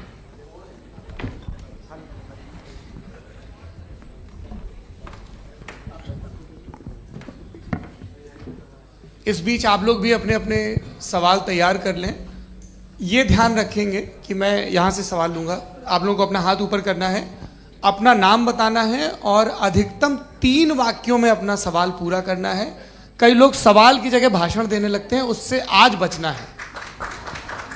जी मुफ्ती साहब, पहला सवाल आपका, 16 मिनट हैं, हम दोनों लोगों के सवाल लेंगे। जी जी बहुत शुक्रिया। आपकी जो अभी बात हुई बहुत अहम थी, मैं इसको चाहूँगा कि आगे डिस्कस करूँ, लेकिन चूँकि अभी ये वो सेगमेंट है क्रॉस एग्जामिनेशन, तो सबसे पहला सवाल आपसे ये है कि जो मैं इतनी देर से कॉन्टिंजेंसी आर्ग्यूमेंट आपको बता रहा था, ये अकल से ही बता रहा था हजरत, आप ये बताएं कि आप इन्फिनिट रिग्रेस ऑफ कॉजेस को पॉसिबल मानते हैं या नेसेसरी बीइंग के एग्जिस्टेंस को सही समझते हैं? चूंकि 2 ही ऑप्शन हो सकता है, आप ये बताएं। देखिए, आपको मैं ईमानदारी से बात करूं, एक तो मैं कॉन्टिजेंसी वर्ड ठीक से समझता नहीं, और इस वक्त भी जो आपने अंग्रेजी के अल्फाज इस्तेमाल किए वो ज़रा थोड़े से मुझे डिफ़िकल्ट और कॉम्प्लिकेटेड लगे, तो आप ज़रा सिंपल ज़बान में सवाल कर सकते हैं? बिल्कुल कर सकता हूँ जी। यूनिवर्स की हर चीज कॉन्टिंजेंट होने का मतलब यह है कि वो अपने एग्जिस्टेंस में किसी के ऊपर डिपेंडेड है। जो भी चीज डिपेंडेड होगी वो चीज इंडिपेंडेंट नहीं हो सकती, तो उसका कोई ना कोई कॉज होगा। तो अब आप क्या समझते हैं कि ये इन्फिनिट रिग्रेस है, यानी कॉज पर कॉज, कॉज पर कॉज, कॉज पर कॉज, और कभी कोई यानी ये एंडलेसली चलता रहा? क्योंकि अगर ऐसा होगा तो हम तो एग्जिस्टेंस में आते ही नहीं। लॉजिकली ये मुत्तफक अलैह चीज है, मुत्तफक अलैह, अग्रीड अपॉन। ओके, इस पे हमने एग्री किया था कि मुश्किल शब्द आएगा तो अर्थ बताना पड़ेगा। तो इन्फिनिट रिग्रेस तो पॉसिबल नहीं है, तो कहीं ना कहीं आपको रुकना पड़ेगा ऐसे नेसेसरी बीइंग पर। नहीं, कोई जरूरत नहीं रुकने की। किसने कहा आप रुकना पड़ेगा? आप रुकते हैं खुदा पे, आप नहीं रुकते। आप कहते हैं वो हमेशा से, जब उस वक्त से जब वक्त नहीं था। आप कहाँ रुकते हैं कि अब हुआ था वो? आप नहीं कहते। हम क्यों नहीं मान सकते कि यूनिवर्स जो है और बल्कि मल्टीवर्सेस जो है वो हमेशा से हैं, वो बनती है, बिगड़ती है। एक हमारे यहाँ एक चीज़ है ब्लैक होल, वो समेट लेता है वापस, फिर ब्लास्ट होता है, फिर फैल जाता है। और इसमें हमारी तो खैर कोई औकात ही नहीं है इंसान की। एक छोटे से ज़र्रे पे हम 50-60 साल की उम्र रखते हैं, जो करोड़ों अरबों साल की कायनात है उसमें, और पैदा भी नहायत ही बेहुदा वजह से हुए थे। तो इसमें ये सोचना कि इसकी वजूहात और ये क्यों है, ये डिपेंडेंट है, ये हम देख रहे हैं। क्या मालूम, आप सोचिए कि ये जो फैल रही है कायनात, ये कहाँ फैल रही है, ये कहाँ जा रही है, और ये फैल क्यों रही है? अरे बना ली थी तुमने, रुको भैया, काफ़ी है। ये फैल क्यों रही है? ये और कौन सी कायनात जिसे मैं दूरबीन से देखता हूँ तो 2 बिलियन लाइट ईयर पे है, उससे मेरा कोई वास्ता ही नहीं है। 2 बिलियन ईयर यानी अगर मैं 80,000 माइल्स पर सेकेंड से चलूँ तो 20 करोड़ साल में वहाँ पहुँच जाऊँगा। इसकी ज़रूरत क्या थी? ये दुनिया, ये कायनात तो इंसान अशरफुल मखलूक़ात के लिए बनाई गई ना। तो ये सब ये टर्म समझ में नहीं आया, इसमें कोई खास समझने वाली बात थी भी नहीं। ये जो अल्टीमेट कहा यह जाता है कि ये जो पूरी यूनिवर्स है, ये जो दुनिया है, ये इंसान के लिए बनाई गई। अच्छा, ये सब इंसान के लिए। क्यों साहब, सही है ना? बिल्कुल, लेकिन इसका ये मतलब नहीं कि किसी चीज के पीछे रीजन आपको नहीं पता तो रीजन नहीं है, इसे कहते हैं नहीं, मुझे नहीं पता, लेकिन मेरी जिम्मेदारी नहीं है। वो बिल्कुल सही कहा था उसने, बर्टन रसल ने, आपने उसे मजाक में टाल दिया कि भाई आप एक दावा कर रहे हैं, मैं क्यों कहूं कि ये गलत है दावा? आप प्रूफ कीजिए, मेरे पे जिम्मेदारी ही नहीं है, मैंने थोड़ी कहा है। आप प्रूफ कीजिए कि ये सही है। आप आर्ग्यूमेंट ऑफ कंटिंजेंसी का जवाब ही नहीं दे रहे हैं। पूछना चाहेंगे? आप सवाल पूछना चाहेंगे मुफ्ती साहब से? क्योंकि ये क्रॉस एग्जामिनेशन का दौर है। आप जैसे पहले बोल रहे थे फेथ को लेके कुछ, मैं ये पूछना चाहूँगा कि खुदा ने जो भी रेवलेशन किए हैं, एक मज़हब के लिए बहुत से मज़हबों में किए हैं, अलग अलग रेवलेशन है। कहीं कुछ एक बातें हैं, कॉन्ट्रडिक्शन भी है आपस में, कहीं कुछ आप कर सकते हैं, कहीं कुछ नहीं कर सकते। ऐसा नहीं है कि सबकी कोड ऑफ मॉरल एक है। तो ये किस्सा क्या है? अब आप ये देखिए कि मुझे कभी कभी लगता है कि जो फुटबॉल फाइनल होता है, लाखों लोग होते हैं, फिर वो टीवी कवर कर रही, करोड़ों लोग, अगर उसमें खुदा की एक बूमिंग आवाज़ आ जाती, मैं गॉड हूँ, तो सारे लोग अभी सुन लेते और टीवी पे भी सुन लेते, किस्सा खत्म होता। ये इतनी राजदारी क्या है कि तुम सामने कुछ तो सबूत दे दो हमें सॉलिड। ये कह साहब ये यूनिवर्स कैसे बनी, इससे मसला क्या हल होगा? मैं पूछूंगा आपसे खुदा कैसे बना? क्यों नहीं पूछूंगा कैसे बना?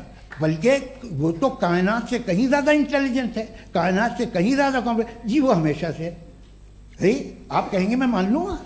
अच्छा, दोयम वो कादिर मुतलक, यानी कादिर मुतलक का मतलब ओमनीपोटेंट, वो जो चाहे कर सकता है। आपको नौकरी दिलवा सकता है, आपकी अच्छी जगह शादी करवा सकता है, आपके पड़ोसी का मुकदमा हरवा सकता है, आपको जिता सकता है, सब काम करता है। थोड़ा सा माइक क्लोज जी। वो इस दुनिया को चला कैसे रहा है? ये दुनिया कैसे चल रही है? आपको इस पर हैरत नहीं होती? या क़यामत के बाद कभी एक जस्टिस होगा, जब ये बच्चा मर चुका होगा, जिसकी धज्जियाँ उड़ गई बम से, इसको इंसाफ मिलेगा तब? अच्छा, अब जवाब दूं? हाँ जी, मैं इसीलिए आप की तरफ। सबसे पहले आपने रेवलेशन और स्क्रिप्चर्स की बात की, इस पे मैं बात कर सकता हूं, लेकिन आज नहीं करूंगा चूंकि वक्त कम है, कभी और इस पे डिस्कस करेंगे। मैं तैयार हूं उस पे भी बात करने के लिए। ये अभी से राउंड 2 की भूमिका तय हो रही है। Does God exist round 2? चूंकि आज गॉड के एग्जिस्टेंस पे बात है, तो मैं उसी के रिलेटेड जो है आपके सवालात को एंटरटेन भी करूंगा और मैं भी पूछूंगा। आपने कहा कि आपने साबित ही नहीं किया, जबकि आर्ग्यूमेंट ऑफ कॉन्टिंजेंसी बुनियादी आर्ग्यूमेंट है। आप मुझे कॉन्टिंजेंसी का मतलब बताइए, आपका मतलब क्या है कॉन्टिंजेंसी? कॉन्टिंजेंसी का मतलब यह हुआ कि हर वो वजूद जो किसी भी चीज का पाबंद है, हर वो वजूद या हर वो चीज जो अपने एग्जिस्टेंस में किसी भी चीज के पाबंद है और उससे बाउंड है, उसको उसकी जरूरत है, उस पर डिपेंड करती है, तो जाहिर सी बात है कि उसका कोई ना कोई कॉज होता है। ये तो अक्ल की बात है। ये आप रीजनिंग की बात करते हैं, मैं वही कर रहा हूं। दूसरी चीज, आपने ये बात कही कि इतने बिलियन लाइट ईयर्स दूर है, उसका मेरा क्या लेना देना। फिर मेरे ख्याल से आपको ये नहीं कहना चाहिए I think therefore I am an atheist. आपको सोचना चाहिए, सिर्फ आप एक लिमिटेड दायरे में रहकर नहीं सोचें, बल्कि बाहर निकलकर सोचें। आपने तीसरा सवाल किया, आपने 2-3 सवाल एक साथ। ऐसी बातें ना कीजिए, कुछ को इतराज हो जाएगा आप पे कि आप कुछ भी सोचिए। ये इजाजत आपको है नहीं, मुझे है।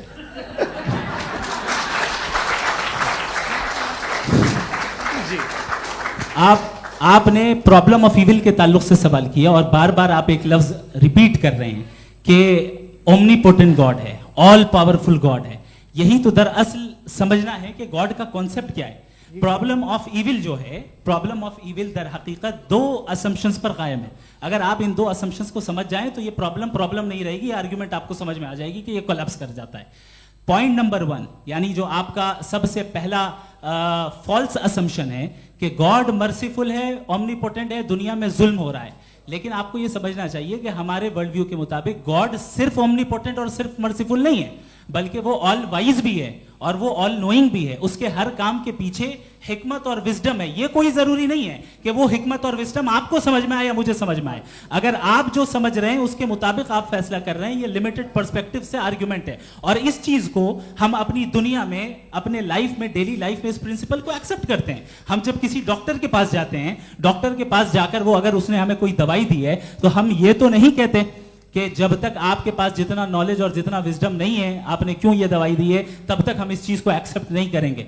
नहीं कहते, हम उसकी अथॉरिटी को तस्लीम करते हैं। क्यों? क्योंकि उसकी हम जानते हैं कि वो नॉलेजेबल है, वो विजडम वाला है, हमसे ज्यादा नॉलेज और हमसे ज्यादा विजडम है। बताएं सर। नहीं, डॉक्टर में और खुदा में बड़ा डिफरेंस है। डॉक्टर पढ़ा लिखा होता है, एक तो मैं उसकी बात सुनूंगा।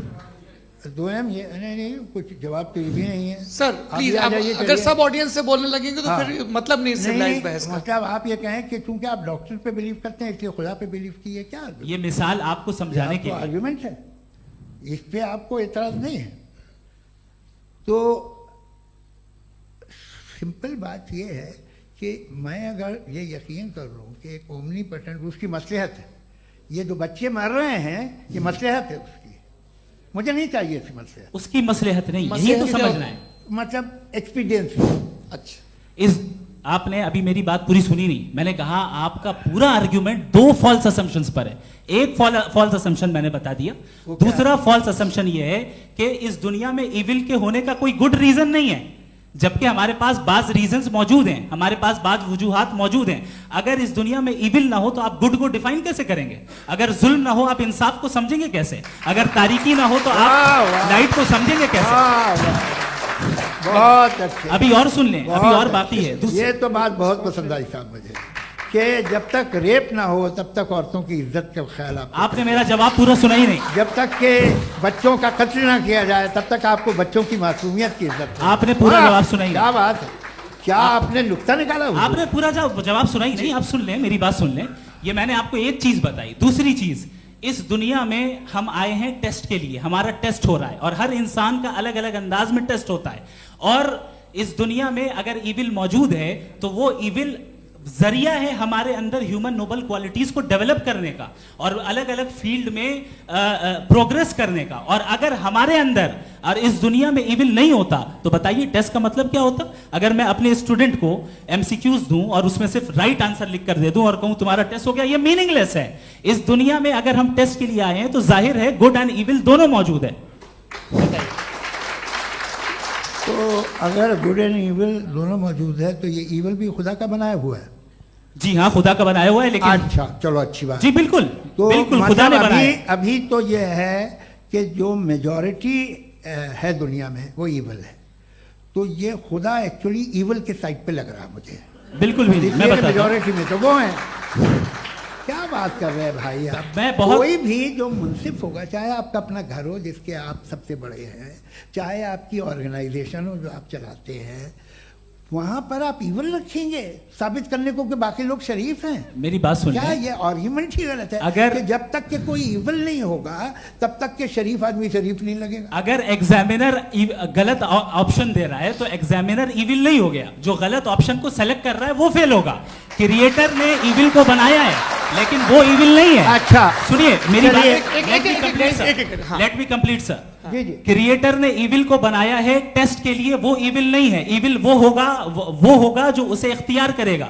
छुरी को बनाने वाला गलत नहीं होता है, छुरी का गलत इस्तेमाल करने वाला गलत होता है। रेप को कैसे गलत इस्तेमाल करते हैं? रेप इंसान के फ्री विल का नतीजा है। ये रेप कैसे गलत इस्तेमाल होता है? ये मुझे अब सुन लें, अब सुन लें। गलत इस्तेमाल होता है। हाँ मैं बता रहा हूँ ना, कैसे गलत? मैं बता रहा हूँ कि जो इविल इस दुनिया में मौजूद है उसके कई सारे तरीके हैं। एक तरीका इंसान का अपना फ्री विल है। अब अगर कोई रेपिस्ट रेप कर रहा है तो इसका गॉड का कसूर नहीं है, वो अपने फ्री विल का गलत इस्तेमाल कर रहा है, उसको सजा मिलनी चाहिए। अच्छा, और उसी के लिए जहन्नम बनाई गई है। ये फ्री विल का भी बड़ा चक्कर। आप जब कोई बुरा काम करते हैं या कोई बुराई होती है तो ये कहा जाता है कि ये फ्री विल है। 7 billion free wills are moving on this planet. 7 billion free will. और एक आदमी अपनी फ्री विल से मुझे कत्ल कर दे तो मैं खुदा की मर्जी से मरा हूं कि इसकी फ्री विल की वजह से? मेरी मौत खुदा के हाथ है या ये फ्री विल वाले के हाथ है? खुदा ने फ्री विल का निजाम बनाया है और उस निजाम का गलत इस्तेमाल करके कोई आपको मार रहा है, इस्तेमाल करके मेरा कत्ल कर देता है। अब मेरी मौत का जिम्मेदार कौन है? वो इंसान जिम्मेदार है। वो इंसान। जी। तो ये कहना कि और उसको सजा मिलेगी। तो अब आप आगे चलिए कि ये तय करना कि अल्लाह ही या अल्लाह ने खुदा ही जिंदगी देता है, खुदा ही मौत देता है, ये गलत है। बिल्कुल गलत नहीं है। हाँ, नहीं, निजाम उसी ने बनाया फ्री विल का। निजाम मौत और हयात का उसी ने बनाया। You are contradicting yourself. अभी आपने कहा कि एक आदमी ने फ्री विल से आपको मार दिया, इसमें उसे फ्री विल दी गई थी, उसने गलत इस्तेमाल किया। 7 billion free wills are moving on this planet और आप चाह रहे हैं कि मैं सिर्फ खुदा का ध्यान करूं। ये 7 बिलियन फ्री विल्स को मुझे लुक आफ्टर करना पड़ेगा कि नहीं? ये तो तबाहियां कर रही हैं और तबाहियां ज़्यादा हो रही हैं। बिल्कुल। तो अगर आप बताएं अगर खुदा नहीं है फॉर एग्जाम्पल, तो आप इविल को कैसे डिसाइड करेंगे? यानी how can you define evil objectively without God? देखिए, दुनिया में 2 तरह के जानवर हैं। एक जो अकेले रहते हैं जंगल में और एक जो ग्रुप्स में रहते हैं।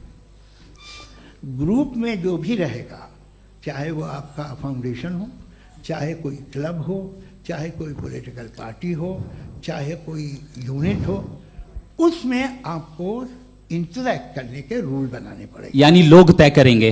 लोग तय करेंगे। अगर लोगों ने यह तय किया कि किसी का रेप करना सही, आप जस्टिफाई करेंगे? नहीं, आपका फाउंडेशन तो ये हो गया ना कि लोग ही विल डिसाइड करेंगे। नहीं। अरे दुनिया में ऐसे ग्रुप्स हैं जो रेप को जायज़ मानते हैं सर्टेन हालात में। मैं डिटेल में नहीं जानूंगा, आप भी जानते हैं। ये जो आईसिस वाले थे जिन्होंने क्या किया था, तो उन्होंने क्या किया उसका खुदा से कोई ताल्लुक नहीं है सर। मैंने सिंपल सवाल किया कि इविल को आप डिफाइन करते कैसे हैं? आगे वापस आइए जी। आप साथ में तभी रह सकते हैं जब कुछ आप ऐसे उसूल डेवलप करें जिसमें हर एक का बेसिक तहफ़्फ़ुज़, हर एक का बेसिक राइट हो और हर एक को कोई आराम मिले। यही तरीक़ा है किसी भी ऑर्गेनाइजेशन जिसमें एक से ज़्यादा लोग हैं और वो ऐसे चलती है ज़िंदगी। उसमें अगर आप गड़बड़ करेंगे तो तबाही होगी, नुकसान होगा, बर्बादियाँ आएंगी। और अगर उसमें आप घर ले लीजिए ना, एक हस्बैंड है, एक वाइफ है, बच्चे हैं, वालदा भी हैं, 2 बहनें भी हैं, एक भाई भी है। अब इसमें कोई निज़ाम आपको चाहिए साथ में रहने का और एक दूसरे पे भरोसा रहे, एक दूसरे के बहीख्वाह हों, एक दूसरे की मदद करें, ऐसी जिंदगी। सर आपकी बात आ गई। आप ये कह रहे हैं कि लोग डिसाइड करेंगे क्या सही है क्या गलत है, यही है? मेजॉरिटी डिसाइड करेगी क्या सही है क्या गलत है? अरे भाई बिल्कुल। मेजॉरिटी अगर ये कहे कि नाजी जर्मनी के साथ जिस तरह मेजॉरिटी थी कि जेनोसाइड करना सही, आप जस्टिफाई करेंगे? उस वक्त आपका ये सवाल सिर्फ उसके बाद क्लोजिंग। हाँ, उस वक्त प्लेनेट पे जो लोग थे उनमें कितने लोग हिटलर को सही समझते? अच्छा, प्लेनेट की मेजॉरिटी तय करेगी, सोसाइटी की नहीं। प्लेनेट की मेजॉरिटी गॉड के एग्जिस्टेंस को सही मानती है, आप क्यों नहीं मानते?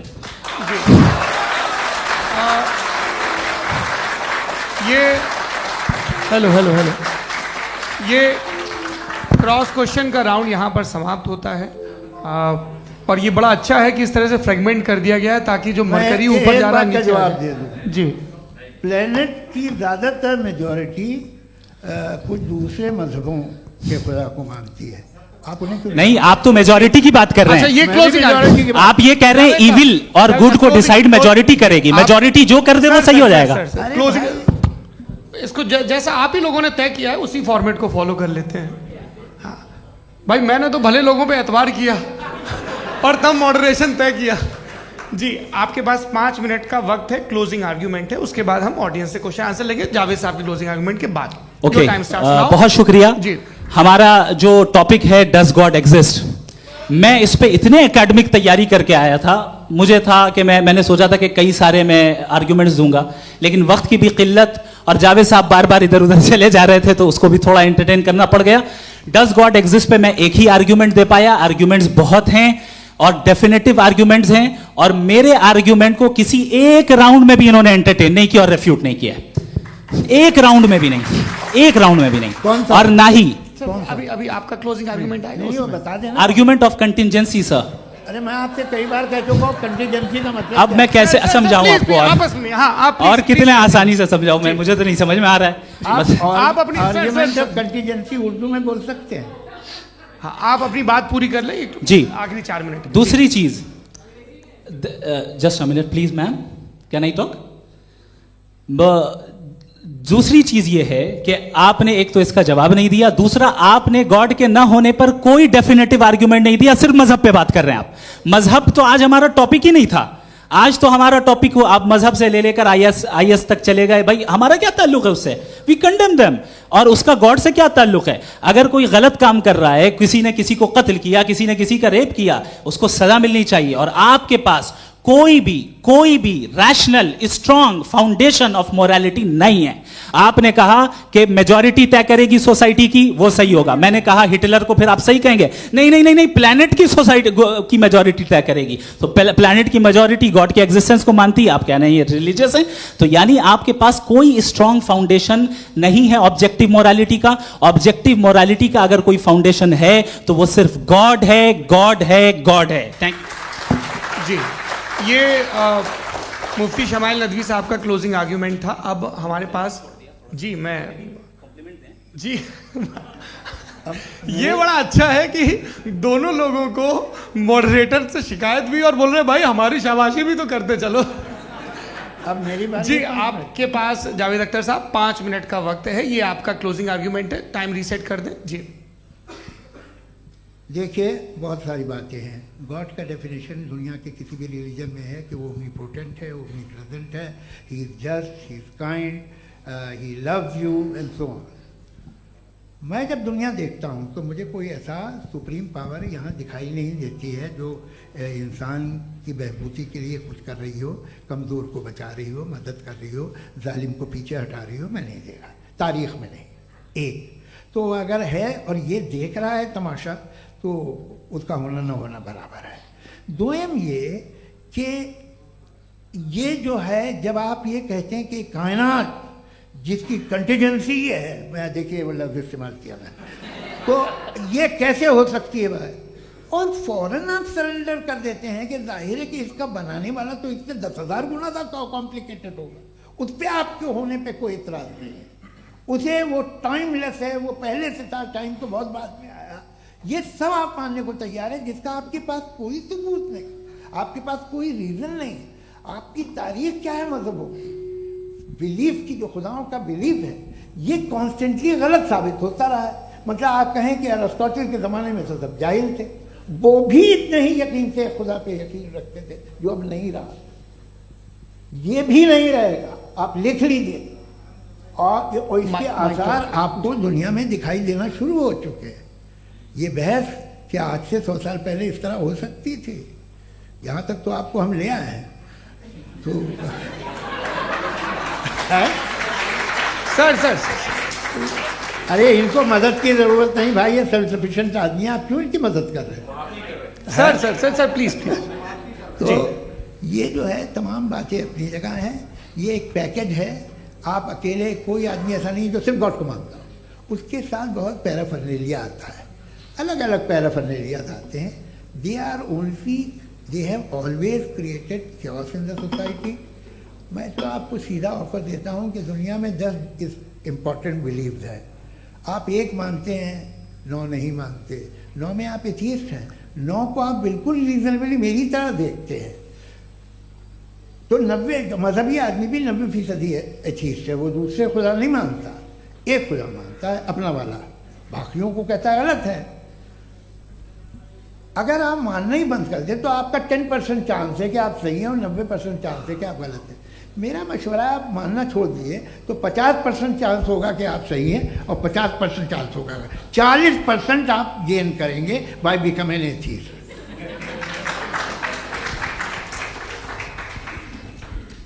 ये एक फरसूदा ख्याल है, ये ख़त्म हो रहा है। हो सकता है मेरी ज़िंदगी में ना हो, लेकिन ये हो जाएगा। जो बातें ये इनको आप मेटाफिज़िकल ये वो ऐसे रिस्पेक्टेबल टर्म दे दिए, ये तो उन लोग के हैं जिन्हें ना फिज़िक्स मालूम थी ना मेटा मालूम था, ये उन्होंने आपको दिए हैं। जी बहुत शुक्रिया आप दोनों लोगों का। और अब इस बातचीत का आखिरी राउंड शुरू होगा, डज गॉड एग्जिस्ट की ये बहस मुफ्ती शमाइल नदवी और जावेद अख्तर साहब के बीच। आप लोग अपने अपने हाथ ऊपर करेंगे, मैं यहाँ से तय करूँगा। और माइक हमारे पास है क्या? एक ही माइक है ऑडियंस के लिए? 2 माइक है, एक इस तरफ एक इस तरफ, ठीक है। तो जी सबसे पहले हमारी सहयोगी हैं मारिया शकील जी, पूछिए सवाल। थोड़ा सा रुकेंगे ताकि कैमरे का फ्रेम आप पर आ जाए, आपकी तो प्रैक्टिस है टीवी की। जी नदवी साहब, मैं खुदा को मानती हूँ, पहले मैं इसी प्रमाइस से शुरू कर रही हूँ और ये बता रही हूँ आपको, मैं मानती हूँ। लेकिन कुछ सवाल हैं जो जावेद साहब ने उठाया, उसका जवाब आपको देना चाहिए। पहला सवाल ये कि गज़ा में सालों से छोटे बच्चे मर रहे हैं, वो उनको अगर खुदा मर्सीफुल है, हम मानते हैं कि अल्लाह ताला में बहुत ताकत है, तो वो बच्चे क्यों मर रहे हैं? दूसरी बात ये कि अगर कंटिजेंसी की जो आप बात करते हैं, पूरे मुस्लिम ममालिक मिल करके भी उन गज़ा के बच्चों को क्यों नहीं बचा पा रहे हैं? क्योंकि अगर वो चाहते, क्योंकि अल्लाह ताला उन पर हुकूमत करते हैं, सब पर हुकूमत करते हैं, तो वो उनको क्यों नहीं बचा? जी थैंक यू वेरी मच। बहुत अच्छा किया आपने इस चीज़ को जिक्र कर दिया, मैं इसको और अच्छे से एक्सप्लेन करने की कोशिश करता हूँ। देखें, जहाँ तक आपने कहा कि गज़ा के बच्चों को मारा जा रहा है, देखें 2 वर्ल्ड व्यू है, एक एथीस्टिक वर्ल्ड व्यू, एक थीस्टिक वर्ल्ड व्यू है। बच्चे मर रहे हैं दोनों वर्ल्ड व्यू में, लेकिन हमारा वर्ल्ड व्यू कह रहा है कि रिकॉम्पेंस है, ये कह रहे हैं कि उनका मरना बेकार जाने वाला है, कोई उसका रिकॉम्पेंस नहीं है, चूंकि इनके यहाँ आखिरत और अल्लाह का कोई तसव्वुर या गॉड का कोई तसव्वुर नहीं है।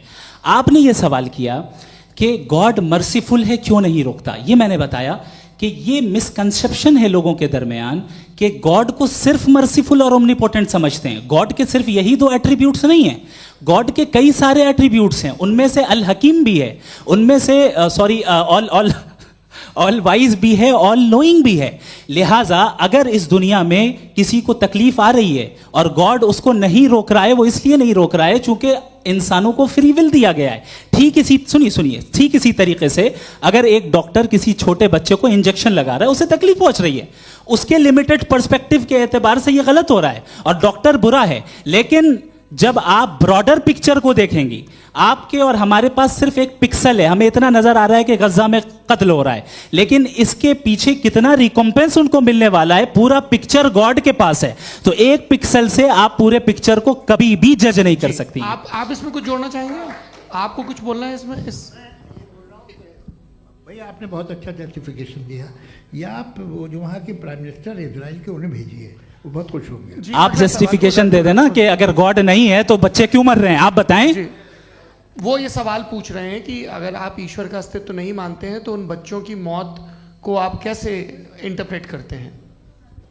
भाई ये दुनिया जो है, जो ताकतवर लोग होते हैं वो एक नाइंसाफी करते हैं। तो ये अच्छा काम है आपके नजदीक, तो नेचर नाइंसाफी पे मबनी है। अरे मेरे भाई, आप नेचर की कहाँ बात कर रहे हैं, तो इंसान की बात जी, कर। तो फिर जब मैं इंसान की बात कर रहा था, आप नेचर की बात करने लग गए। क्रॉस एग्जामिनेशन नहीं। हाँ, अब आप मुझे बोलने नहीं देंगे तो अलग बात है, आप बोलिए, मुझे कोई जल्दी नहीं। जी नहीं, ये क्रॉस एग्जामिनेशन। मुझे बोल तो लेने दीजिए। जी बोलिए। क्या बात ये है कि ह्यूमन सोसाइटी तभी साथ में रह सकती है जब वो मोहब्बत से, एकता से, एक दूसरे के एहतराम करके रहे।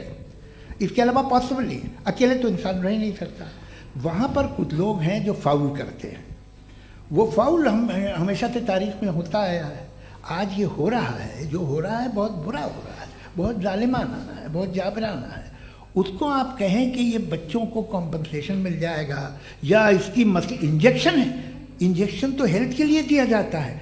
आप ये कह रहे हैं कि ये बच्चों की जो धज्जियां उड़ रही हैं ये इंजेक्शन है, ये टेस्ट है, ये टेस्ट है और उस टेस्ट में उनको ऐसा रिकॉम्पेंस मिलेगा जो आपके तसव्वुर के बाहर है। ये आप 3 बरस के बच्चे को बारूद से उड़ा के टेस्ट ले रहे हैं। वाह, वो नहीं ले रहा है, खुदा नहीं उड़ा रहा है, इजराइल उड़ा रहा है। जी, ये तो उसको कंडेम अगला सवाल लेते हैं प्रोफेसर पुरुषोत्तम अग्रवाल।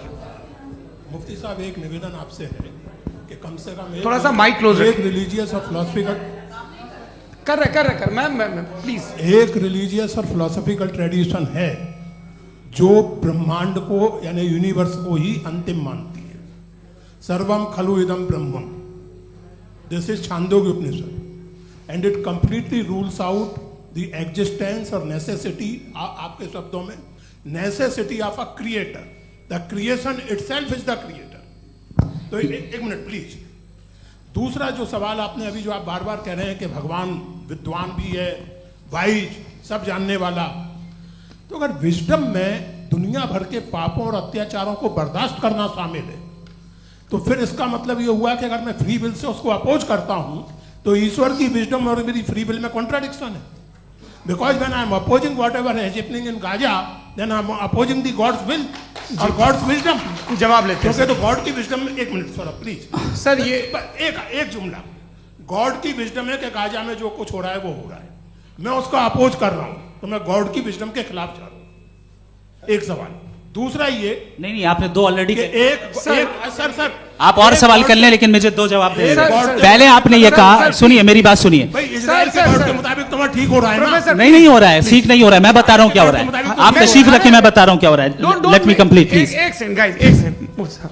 ये देखिए ऐसा है कि ये सब बड़ा आपस में विचार विमर्श के बाद ये तय हुआ था कि कुछ नियम बना लिए जाएं ताकि एक टाइम बाउंड बातचीत चले। और भाई साहब आप बड़ा जरूरी काम कर रहे हैं, लेकिन कैमरे के फ्रेम में आके उस काम को गड़बड़ कर दे रहे हैं। ठीक है गुरु, अब मेरे को कहीं का गुस्सा कहीं निकालना था, सॉरी। नहीं कोई गुस्सा नहीं है जी। तो प्रोफेसर ने सवाल पूछे, आप उनके जवाब दें, और थोड़ा ये सब लोग थोड़ा ख्याल रखें भाई, सवाल संक्षिप्त रखें जी। आपने दो सवाल किया। सबसे पहला ये कहा कि हमारे पास ये कॉन्सेप्ट है कि ये यूनिवर्स खुद नेसेसरी बीइंग है, creation itself is the creator.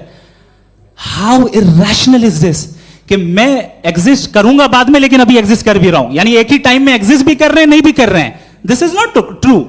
दूसरी चीज आपने कहा कि अगर इजराइल में, सॉरी माफ कीजिएगा, Israel doesn't exist, occupied Palestine में अगर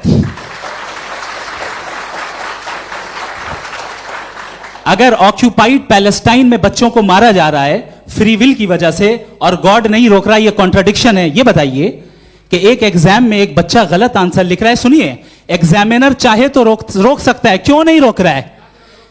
ये कॉन्ट्रडिक्शन है, ये कॉन्ट्रडिक्शन नहीं है। माइक नहीं सर, ये आपस में जी, ये क्या आपका सवाल? माइक दीजिए। फ्री विल दिया गया है टेस्ट के लिए, अकाउंटेबिलिटी के लिए। अगर फ्री विल नहीं होता तो आप कहते हैं हमें रोबोट बना दिया गया। नॉट मिसरिप्रेजेंट माय पोजीशन, आपकी जो भी पोजीशन, मैं अपनी फ्री विल के नाते, अपने ह्यूमन विजडम के नाते गाजा में हो रही अत्याचार का विरोध करता हूं। बिल्कुल करना चाहिए। आपके हिसाब से मैं गॉड की विजडम का विरोध कर रहा हूं? बिल्कुल नहीं, जो हो रहा है गॉड, बिल्कुल भी नहीं, बिल्कुल भी नहीं। उसका वहां पर गाजा में कत्ल होना ये इंसानों के गलत इस्तेमाल का नतीजा है, फ्री विल के इस्तेमाल का नतीजा है। गॉड इसका हुक्म नहीं देता, उससे रोकता है। यही तो मसला है ना, आपके लिए कॉन्सेप्ट क्लियर नहीं नहीं भाई, आपने तो बताया था इंजेक्शन लगाने से बच्चे को तकलीफ होती है, ये इंजेक्शन लगा। सर आप ऐसे रेटोरिक स्टेटमेंट दे तब तो कोई मसला नहीं समझते रहेंगे। This is a rhetoric statement, this is not a logical argument sir. I am sorry, I am sorry. आखिरी 30 मिनट बड़े मुश्किल होने वाले हैं जी। मुफ्ती साहब आगे बैठे हैं, इनको माइक दीजिए। हाँ तरुण, माइक आप अपने पास रखिए, आपको कैमरे का फ्रेम पता है जी। सबसे पहले दोनों को मुबारकबाद। एक सर अपना आप नाम बता दें। आप अमेरिका में शिकागो में रहते हैं, इतना मुझे याद है। बताया आपको, यासिर नदीम अलवाजदी मेरा नाम है। जावेद सर आपसे एक क्वेश्चन है इन्फिनिट रिग्रेस के ताल्लुक से। एक हाइपोथेटिकल सिनेरियो है, मसलन अगर आप सर माइक थोड़ा सा प्लीज क्लोज रखिए जी।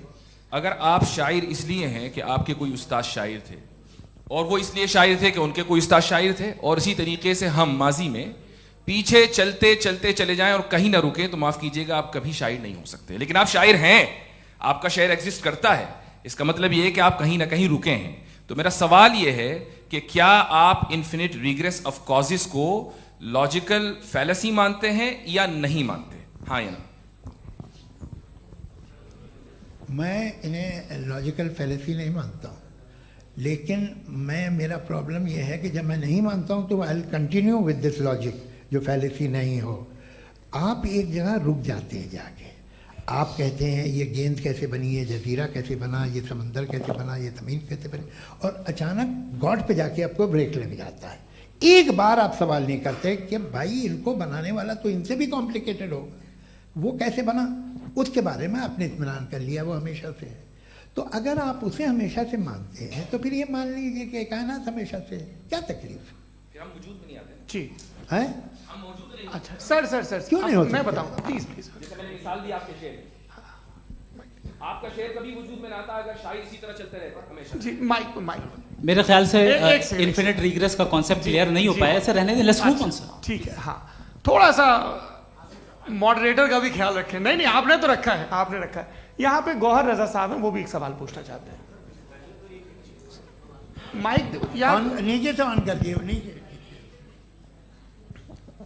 पहले तो ये कह दूं कि मैं उन बच्चों से शर्मिंदा हूं जिनको गजा में कत्ल किया गया, क्योंकि हमारे होते हुए कत्ल किया गया। लेकिन उससे ज़्यादा शर्मिंदगी इस बात से हुई कि मुझे लगा कि मुफ्ती साहब उसको जस्टिफाई कर रहे हैं।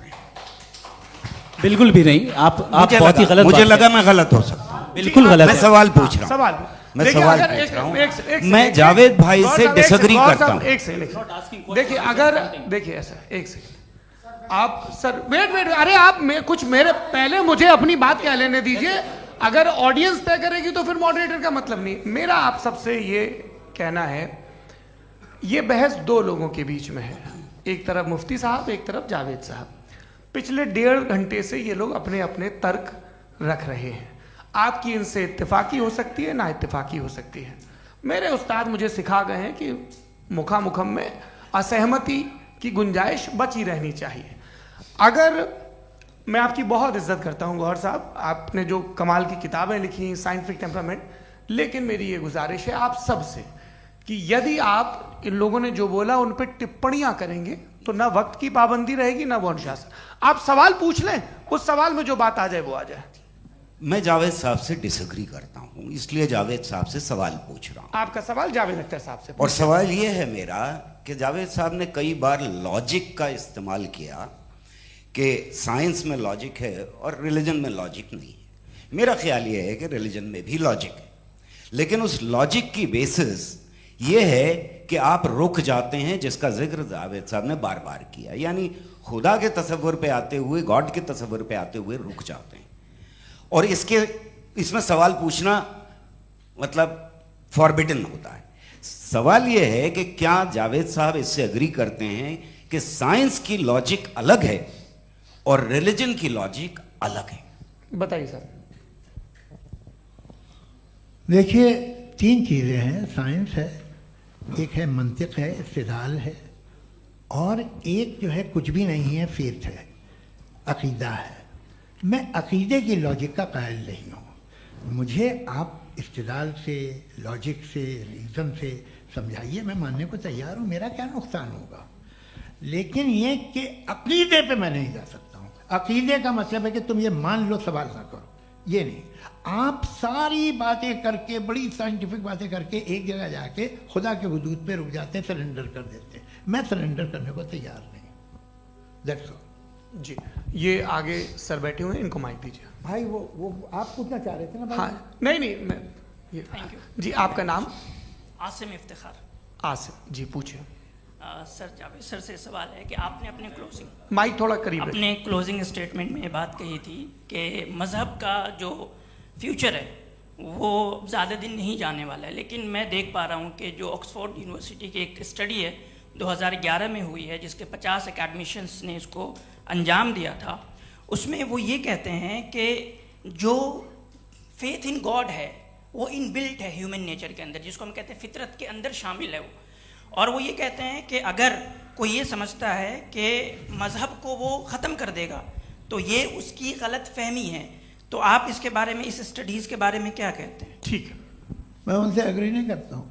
वो कौन से प्रोफेसर होंगे, ऐसा उनके क्या पास डेटा है, इन्होंने डेटा के बेस होगा। डेटा क्या हो सकता है? फ्यूचर का डेटा तो नहीं हो सकता ना उनके पास, प्रेजेंट का डेटा हो सकता है।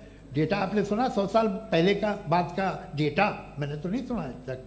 तो आज उनकी ये राय है और होगी राय, ठीक है, दुनिया में तरह तरह की राय है लोग, लेकिन मैं समझता हूँ कि वक्त के साथ इंसान ज़्यादा से ज़्यादा रीजनेबल और लॉजिकल होता जा रहा है।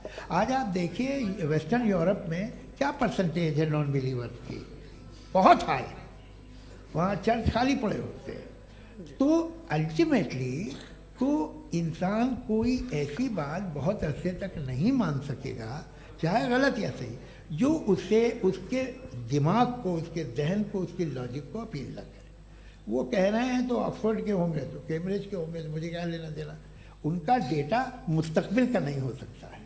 जी दीपक, हाँ पूछिए।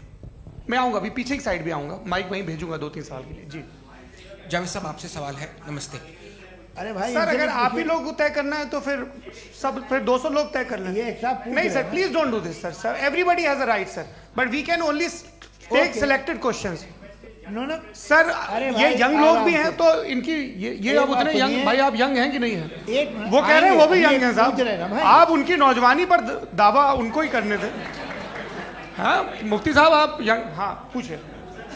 अरे भैया सर मेरा सवाल ये है, कुछ इनसे भी तो पूछो। जी नहीं, बस आपसे एक सवाल है। जैसे थीस्टों के पास अपने जो ईश्वर को मानते हैं उनके पास अपने सोशल गेट टुगेदर्स हैं, 5 रोज़ आज क्रिसमस आने वाला है, होली है, दिवाली है, ईद है। एथिस्ट क्या ऑफर कर रहे हैं? मतलब मैं इनकी दुकान से बोलूं, मैं आना चाहता हूं उस तरफ, पर मैं अट्रैक्ट नहीं हो पा रहा हूं। मैं सोशल गेट टुगेदर्स क्या है आपके पास? वो ये कह रहे हैं कि जो धार्मिक लोग हैं, अलग अलग धर्म के लोग, उनके उत्सव त्योहार कांग्रेगेशन बहुत हैं। अब आपको मैं एक सुनाता हूँ, यहाँ हिस्टोरियन भी बैठे हैं, मृदुला जी आप बताइएगा सही है कि नहीं। ये एक कॉन्स्टेंटाइन, एक ग्रीक रोमन बादशाह था जो क्रिश्चियनिटी आने के 400 साल बाद उसने डिसाइड किया कि मैं क्रिश्चियन हो जाऊंगा, मेरी पूरी स्टेट कैंसिल हो जाएगी। उस ज़माने में ऐसे ही होता था, राजा जो धर्म इख्तियार करता था वो जनता भी कर लेती थी, इसलिए कि वो हो गया था बैंकक्रप्ट, और उसे जो मेडिटेरियन कोस्ट के रिच क्रिश्चियन वो थे मर्चेंट, उससे पैसा चाहिए था। तो उसने कहा यार क्रिश्चियन हो जाओ। तो उसने अपने वजीर से कहा कि भाई ये हिस्ट्री है कि अब हम लोग क्रिश्चियन हो जाते हैं। पहले सर हो जाएंगे, कोई प्रॉब्लम नहीं है, लेकिन एक प्रॉब्लम ये है कि 17 दिसंबर से 25 दिसंबर तक जो पेगन फेस्टिवल होता, जो पेगन्स थे वो लोग, जो फेस्टिवल होता है वो बंद हो जाएगा, इसलिए कि हम क्रिश्चियन हो गए तो होगा नहीं। तो वो बच्चों को बहुत बुरा लगेगा, पब्लिक को बहुत इन्जॉय करते हैं, खासतौर से 25 को मेन डे। तो उसने कहा हाँ ये तो सही कह रहे हो, ये जीसस क्राइस्ट की पैदाइश कब थी? पहले साहब वो अप्रैल में थी। नहीं, कट करो, वो 25 दिसंबर को है। यह हकीकत है जी। और 400 साल बाद क्रिश्चियनिटी के अप्रैल से दिसंबर ले आए, और इसलिए कि यहाँ पेगन फेस्टिवल होता था। अब मनाते हैं आप आराम से। ये जो सारे फेस्टिवल हैं ये रिलीजन से, हर एक को एक इंटरटेनमेंट डिपार्टमेंट चाहिए होता है अपनी कंपनी चलाने के लिए। तो ये रिलीजन ने, ये सेकुलर त्यौहार थे जिन्हें रिलीजन्स ने ले लिया है। ये मौसम के थे, फसलों के थे, किसानों के थे, उसको आपने लेके रिलीजियस रंग दे दिया। ये कोई रिलीजन से थोड़ी आए आप। अच्छा हमें देखिए, हम तो मुल्द हैं, हम ईद मनाते हैं, हम दिवाली मनाते हैं, हम होली मनाते हैं, हम क्रिसमस मनाते हैं। बम्बई की फिल्म इंडस्ट्री की सबसे बड़ी होली हमारे घर में, सबसे बड़ी ईद हमारे घर में। वो हमारे सोशल वो है, हमारे हेरिटेज है। ऐसा थोड़ी है कि we will throw the baby along with the water. ये तो अच्छी चीज़ है, इन्हें रखो, जो बेकार है फेंक दो। जी हाँ, हेलो जी, मेरा सवाल नादवी जी से है। जैसा कि आपने बोला कि गॉड टाइम के भी परे हैं, और गॉड इतनी कॉम्प्लेक्स चीज़ है कि उसे ह्यूमन माइंड समझ नहीं सकता, और गॉड ने अर्थ पे फ्री विल भी दे दी है। तो आप अपना वक्त ज़ाया क्यों कर रहे हैं गॉड के बारे में बात करके? अपन को तो बात करनी चाहिए कि सोसाइटी को बेहतर कैसे करें। जी, मैं गॉड वही बताता है सोसाइटी को कैसे बेहतर करे। अभी मैं आपका जवाब देता हूँ। आपने कहा कि टाइम पे वो एग्जिस्ट नहीं करता, मेरा सवाल ये है कि जैसा आपने बोला कि गॉड बहुत ही कॉम्प्लेक्स चीज है। मैंने कहा ही नहीं कि कॉम्प्लेक्स है, तो आपके अल्फाज हैं। कॉम्प्लेक्स का लफ्ज गॉड के लिए सुइटेबल नहीं है। क्यों? क्योंकि कॉम्प्लेक्स वो चीजें होती हैं जो ऑब्जेक्ट हो। God is not an object जिसको आप इंस्ट्रूमेंट के जरिए लेबोरेटरी में जाके टेस्ट करें, oh it's very complex. No, वो कोई कार का इंजन नहीं है। वो फिलोसॉफिकली नेसेसरी बीइंग ऐसी बीइंग है जो सिंपल बीइंग है। हाँ, आप उसको मुकम्मल तौर पे उसकी तमाम हिकमतों को जान ले और हर चीज को जान ले, ये पॉसिबल नहीं है, क्योंकि वो ऑल वाइज है, आप ऑल वाइज नहीं है, और वो खुदा है, वो आपको सारी चीजें बता दे, ये जरूरी नहीं। मेरा सवाल ये नहीं था, मेरा सवाल ये था कि जब गॉड इतना परे है इस दुनिया से कि उसने अर्थ पे फ्री विल भी दी है, हम सब ह्यूमंस की फ्री विल है, और जो सोसाइटी में हो रहा है वो अपन लोग डिसाइड करेंगे, तो अपन लोग डिसाइड नहीं करेंगे ना, अपन लोग डिसाइड नहीं करेंगे। गॉड जो है, गॉड ने वो उसकी जात, उसकी एग्जिस्टेंस टाइम एंड स्पेस से परे है, लेकिन वो हमारा टेस्ट ले रहा है और उसी गॉड ने हमें बताया कि तुम्हें क्या करना है क्या नहीं करना है, तो जाहिर है उस गॉड की बात सुनेंगे ना हम। जी, वो पीछे एक चश्मा लगाए जो मैम खड़ी हैं, उनको दीजिए। हाँ, आप जी जी बिल्कुल आएंगे। देखिए मैं कोशिश कर रहा हूँ सब तरफ जाने की। हाँ, उनको दीजिए माइक। जी, हेलो सर, मैं ओमनी प्रेजेंट नहीं हूँ, टाइम पाबंद हूँ और जहां तक कोशिश कर सकता हूँ करूंगा। जी, अपना नाम बताइए। मेरा नाम उर्सुला है, मैं दिल्ली यूनिवर्सिटी की एक स्टूडेंट हूँ और मैं स्टूडेंट फेडरेशन ऑफ इंडिया से हूँ। मेरा सवाल मुफ्ती जी से है कि इस हॉल के इस कमरे में बैठ के हम लोग रेप की मोरालिटी के बारे में फिलोसफिकली बात तो कर सकते हैं, बट असलियत ये है कि रोज़मर्रा की ज़िंदगी में औरतें रेप के थ्रू गुजरती हैं, और हम लोग सिर्फ नंबर्स पे इस तरह नहीं देख सकते, क्योंकि कितनी औरतें हैं इन कंट्रीज़ में जहाँ पे आप बता रहे हैं कि केसेस कम हैं, जिनका एक्सेस है कि वो जाके केस फाइल कर सकें। कितनी औरतें हैं जो जिनको काम करने की आज़ादी है उन कंट्रीज़ में। यूरोप में ये आज़ादी आ गई, यूरोप में ये रूल्स आ गए, तो हम आज उसके बारे में बात कर पा रहे हैं। जी, जवाब। आपने ये कहा कि कमरे में बंद होकर हम लोग इस पर फिलोसफिकली बात कर सकते हैं, लेकिन हकीकत में क्या हो रहा है, वो ग्राउंड लेवल पे क्या हो रहा है जो बहुत गलत हो रहा है, और वो सफ़र कर रही हैं। आई अग्री, बहुत गलत हो रहा है, और जो गलत हो रहा है उसको हमें रोकना है। और क्यों रोकना है, वो गलत क्यों है, हमारे पास इसका ऑब्जेक्टिव फाउंडेशन है, इनके पास उसका ऑब्जेक्टिव फाउंडेशन नहीं है। मैं ये कहना चाह रहा हूं कि जहां पे भी जुल्म हो रहा है, जहां पे भी औरत पे जुल्म हो रहा है, या उसकी इज्जत लूटी जा रही है, या उसे तकलीफ पहुंचाई जा रही है, और सिर्फ औरत नहीं, किसी इंसान के ऊपर भी जुल्म हो रहा है, तो उसके खिलाफ खड़ा होना, ये मॉरलिटी हमारे पास गॉड के पास से आई है। वरना जावेद साहब तो कह रहे हैं कि जो है मेजॉरिटी डिसाइड करेगी, तो मेजॉरिटी तो कभी भी बदल सकती है। क्या आप ये थोड़ी सी आपको गलतफहमी है। मैं अगर मेरे जुमले से ये मदनत निकला या मैंने कहा, तो ये जुमला मैं वापस लेता हूँ। ये मेरा मतलब ही नहीं था कि मेजॉरिटी डिसाइड करेंगे। मेजॉरिटी डिसाइड करे तो दुनिया में बड़ी, वैसे आपने कहा था ये जुमला, अच्छा हो सकता है, मैं मान रहा हूँ, बाद में रिकैप कर लेंगे। अरे एक सेकंड, मैं अपनी एक्सप्लेनेशन देता हूँ। मुनासिब बात यह है कि हम सब के सब दिल में जानते हैं कि क्या अच्छा है क्या बुरा है, हमें पता है अच्छी तरह से। जो लोग बुरे काम करते हैं उन्हें भी मालूम अच्छा क्या है। यही तो सवाल था हजरत कि फिर ये मोरालिटी आई कहां से? Cross examination. हाँ जी, हाँ। मोरालिटी साथ रहने की डिजायर से आई, यानी साथ रहकर जो कुछ कह दे, जो कुछ कर दे, वो हो जाएगा। नहीं नहीं, तो आप कायदे से रह ही कर सकते हैं जब तक लोगों में मोरालिटी हो, वरना क्यास हो जाएगा। ये आपको कैसे पता? जी, हमने देखा ना, जहाँ मोरालिटी का क्यास हो गया, हम देखते हैं। कहाँ पे देखते भाई? दुनिया में। आप जो कह रहे हैं, आप कहीं पे अगर गलत हो रहा है तो उसको आप गलत देखिए। आप एपिस्टेमोलॉजी की बात कर रहे हैं, मैं ऑन्टोलॉजी की बात कर रहा हूं। मैं इस बहस फाउंडेशन क्या है? दोनों लोगों को चाय पे होस्ट करूंगा, वहां पे क्रॉस एग्जामिनेशन कर लीजिएगा। अभी ऑडियंस का हक मार रहे हैं आप लोग भाई, सर जस्ट लोग हैं आप लोग। और ये भाई ये हाँ, उधर आएंगे, जी सर आएंगे। अच्छा सर, मेरा नाम लईकुर रहमान है और मैं अलीगढ़ मुस्लिम यूनिवर्सिटी का स्टूडेंट हूँ, और जहाँ तक मुझे पता है कि sir you are also product of Aligarh Muslim University. मैं भी उसी चमन का बुलबुल। हाँ सर, तो बहुत खुशी हुई मुझे जान करके कि मैं आपसे मिलूंगा। सवाल सर, मेरा सवाल यह है, सर सैयद अलैहिर्रहमा का नज़रिया यह था कि खुदा के वजूद को अक़ल के दायरे में रह कर के तलाश करना, न कि पूरी तौर से उसका इनकार कर देना। Sir, how will you define it? नहीं, तो ये तो आप इन्हें बताइए। ये सवाल आपसे खुदा का वजूद साबित कर रहे हैं, तो सर आपने इनकार कर रखा है, इस वजह से मेरा क्वेश्चन। उन्होंने यही सर से, एक सेकंड, सर सैयद ने यही कहा ना कि अक्ल से आप खुदा के वजूद को साबित नहीं कर सकते, यही कहा ना भाई। वो उन्होंने कहा कर सकते हैं और वो कर दिया गया आज। वो फोन तलाश करना या साबित करना अक्ल से अक्ल से नहीं हो सकता। अरे सवाल तो सुन लीजिए जी। अक्ल से नहीं हो सकता है, यही कहा ना आपने। अक्ल से हो सकता है, अरे वो यही कह रहे हैं भाई, आप बता रहे हो सकता है, वो तो कुछ और। आप अगर सर देखो नौजवान फोन ले लो, वो इतनी कमाल की यूनिवर्सिटी है। अरे भाई दे दो उन्हें जरा, एक मिनट दे दो भाई, मेरी बात सुनो, माइक पे बोलो ताकि जो लाखों लोग देख रहे हैं। माइक दे दो ना। अरे देंगे ना माइक, तुम ठहरो तो।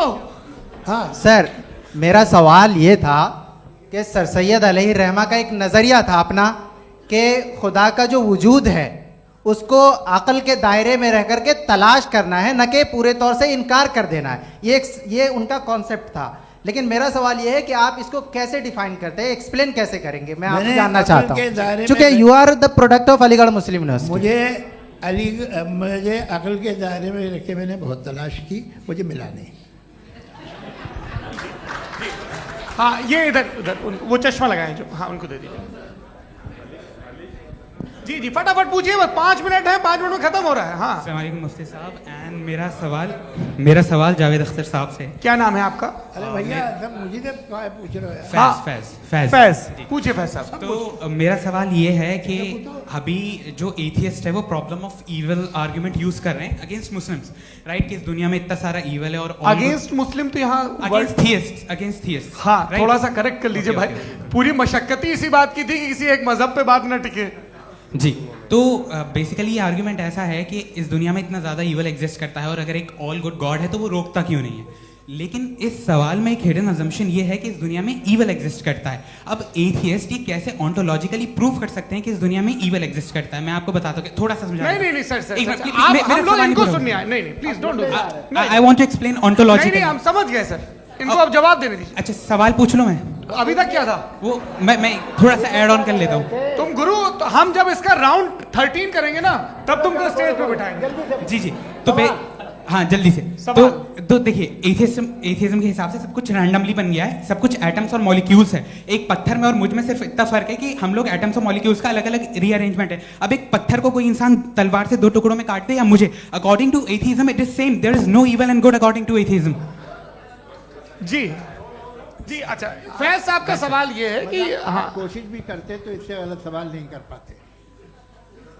एक लाइफ फॉर्म है और लाइफ फॉर्म में फीलिंग्स हैं, मतलब लाइफ फॉर्म सुनता है, देखता है, टेस्ट कर सकता है, फील कर सकता है। तो उसकी जो ये जो क्वालिटी इस बबल में आ गई है तो वो जानवर में भी है, इंसान में भी है। तो जाहिर है कि उसे कोई तकलीफ पहुंचेगी, तो चूंकि उसके पास वो सेंसिटिविटी है तो मैं करेगा। पत्थर में वो सेंसिटिविटी नहीं है।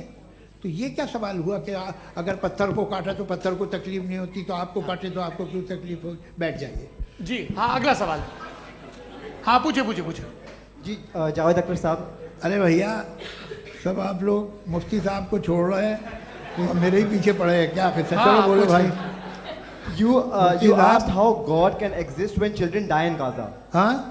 You asked how God can exist when children die in Gaza, and you also mentioned the rise of atheism in Europe. But the same events also are leading many atheists and non-believers to turn towards faith. How do you interpret this contradiction, where suffering pushes some away from God, yet brings others closer to belief? आपको एक बात बताऊं, दुनिया perfect तो कहीं भी नहीं है, हर जगह कुछ खामियां हैं। बेटा एक मिनट, आप ही को कहेंगे, देखो वो तो कुछ खामियां, कमज़ोरियां, खराबियां सब जगह है।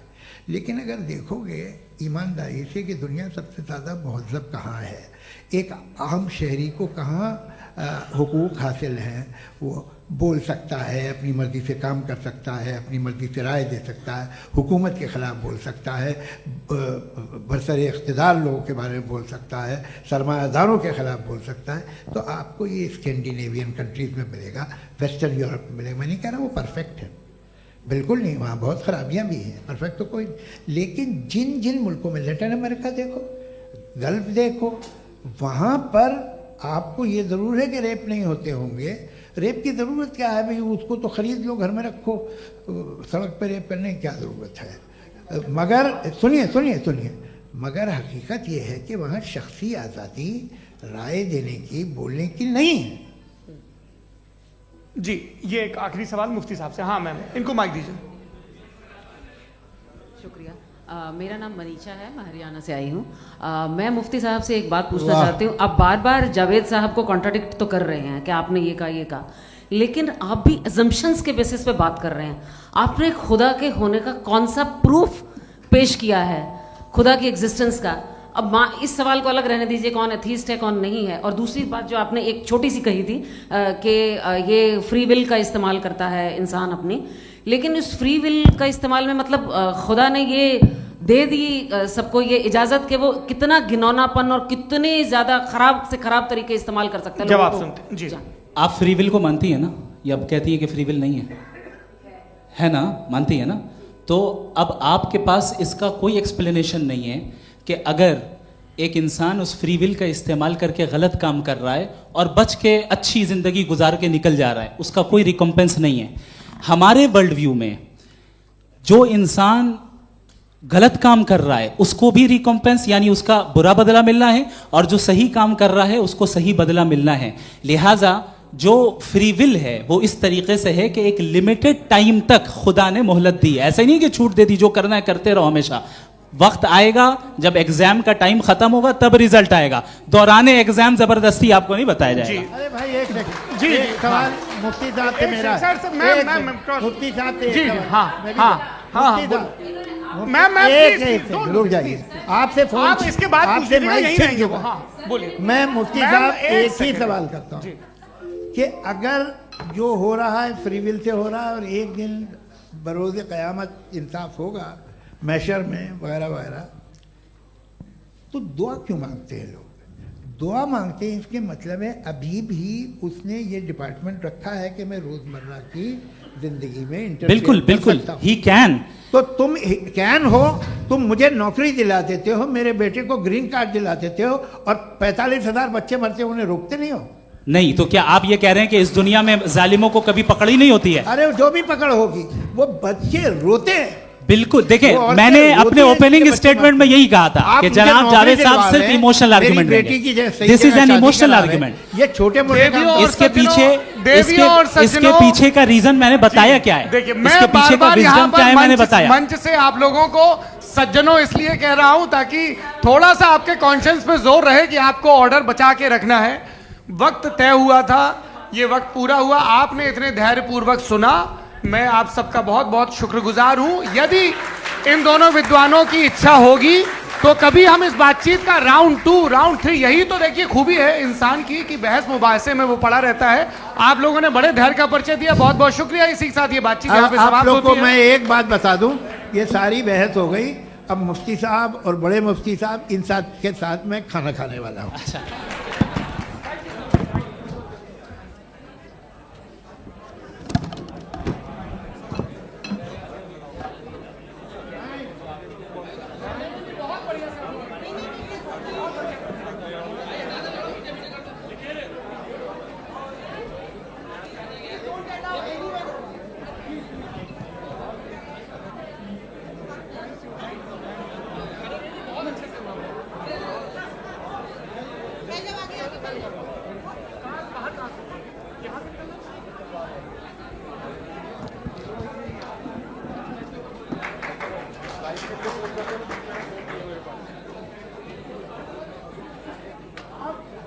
Thank you.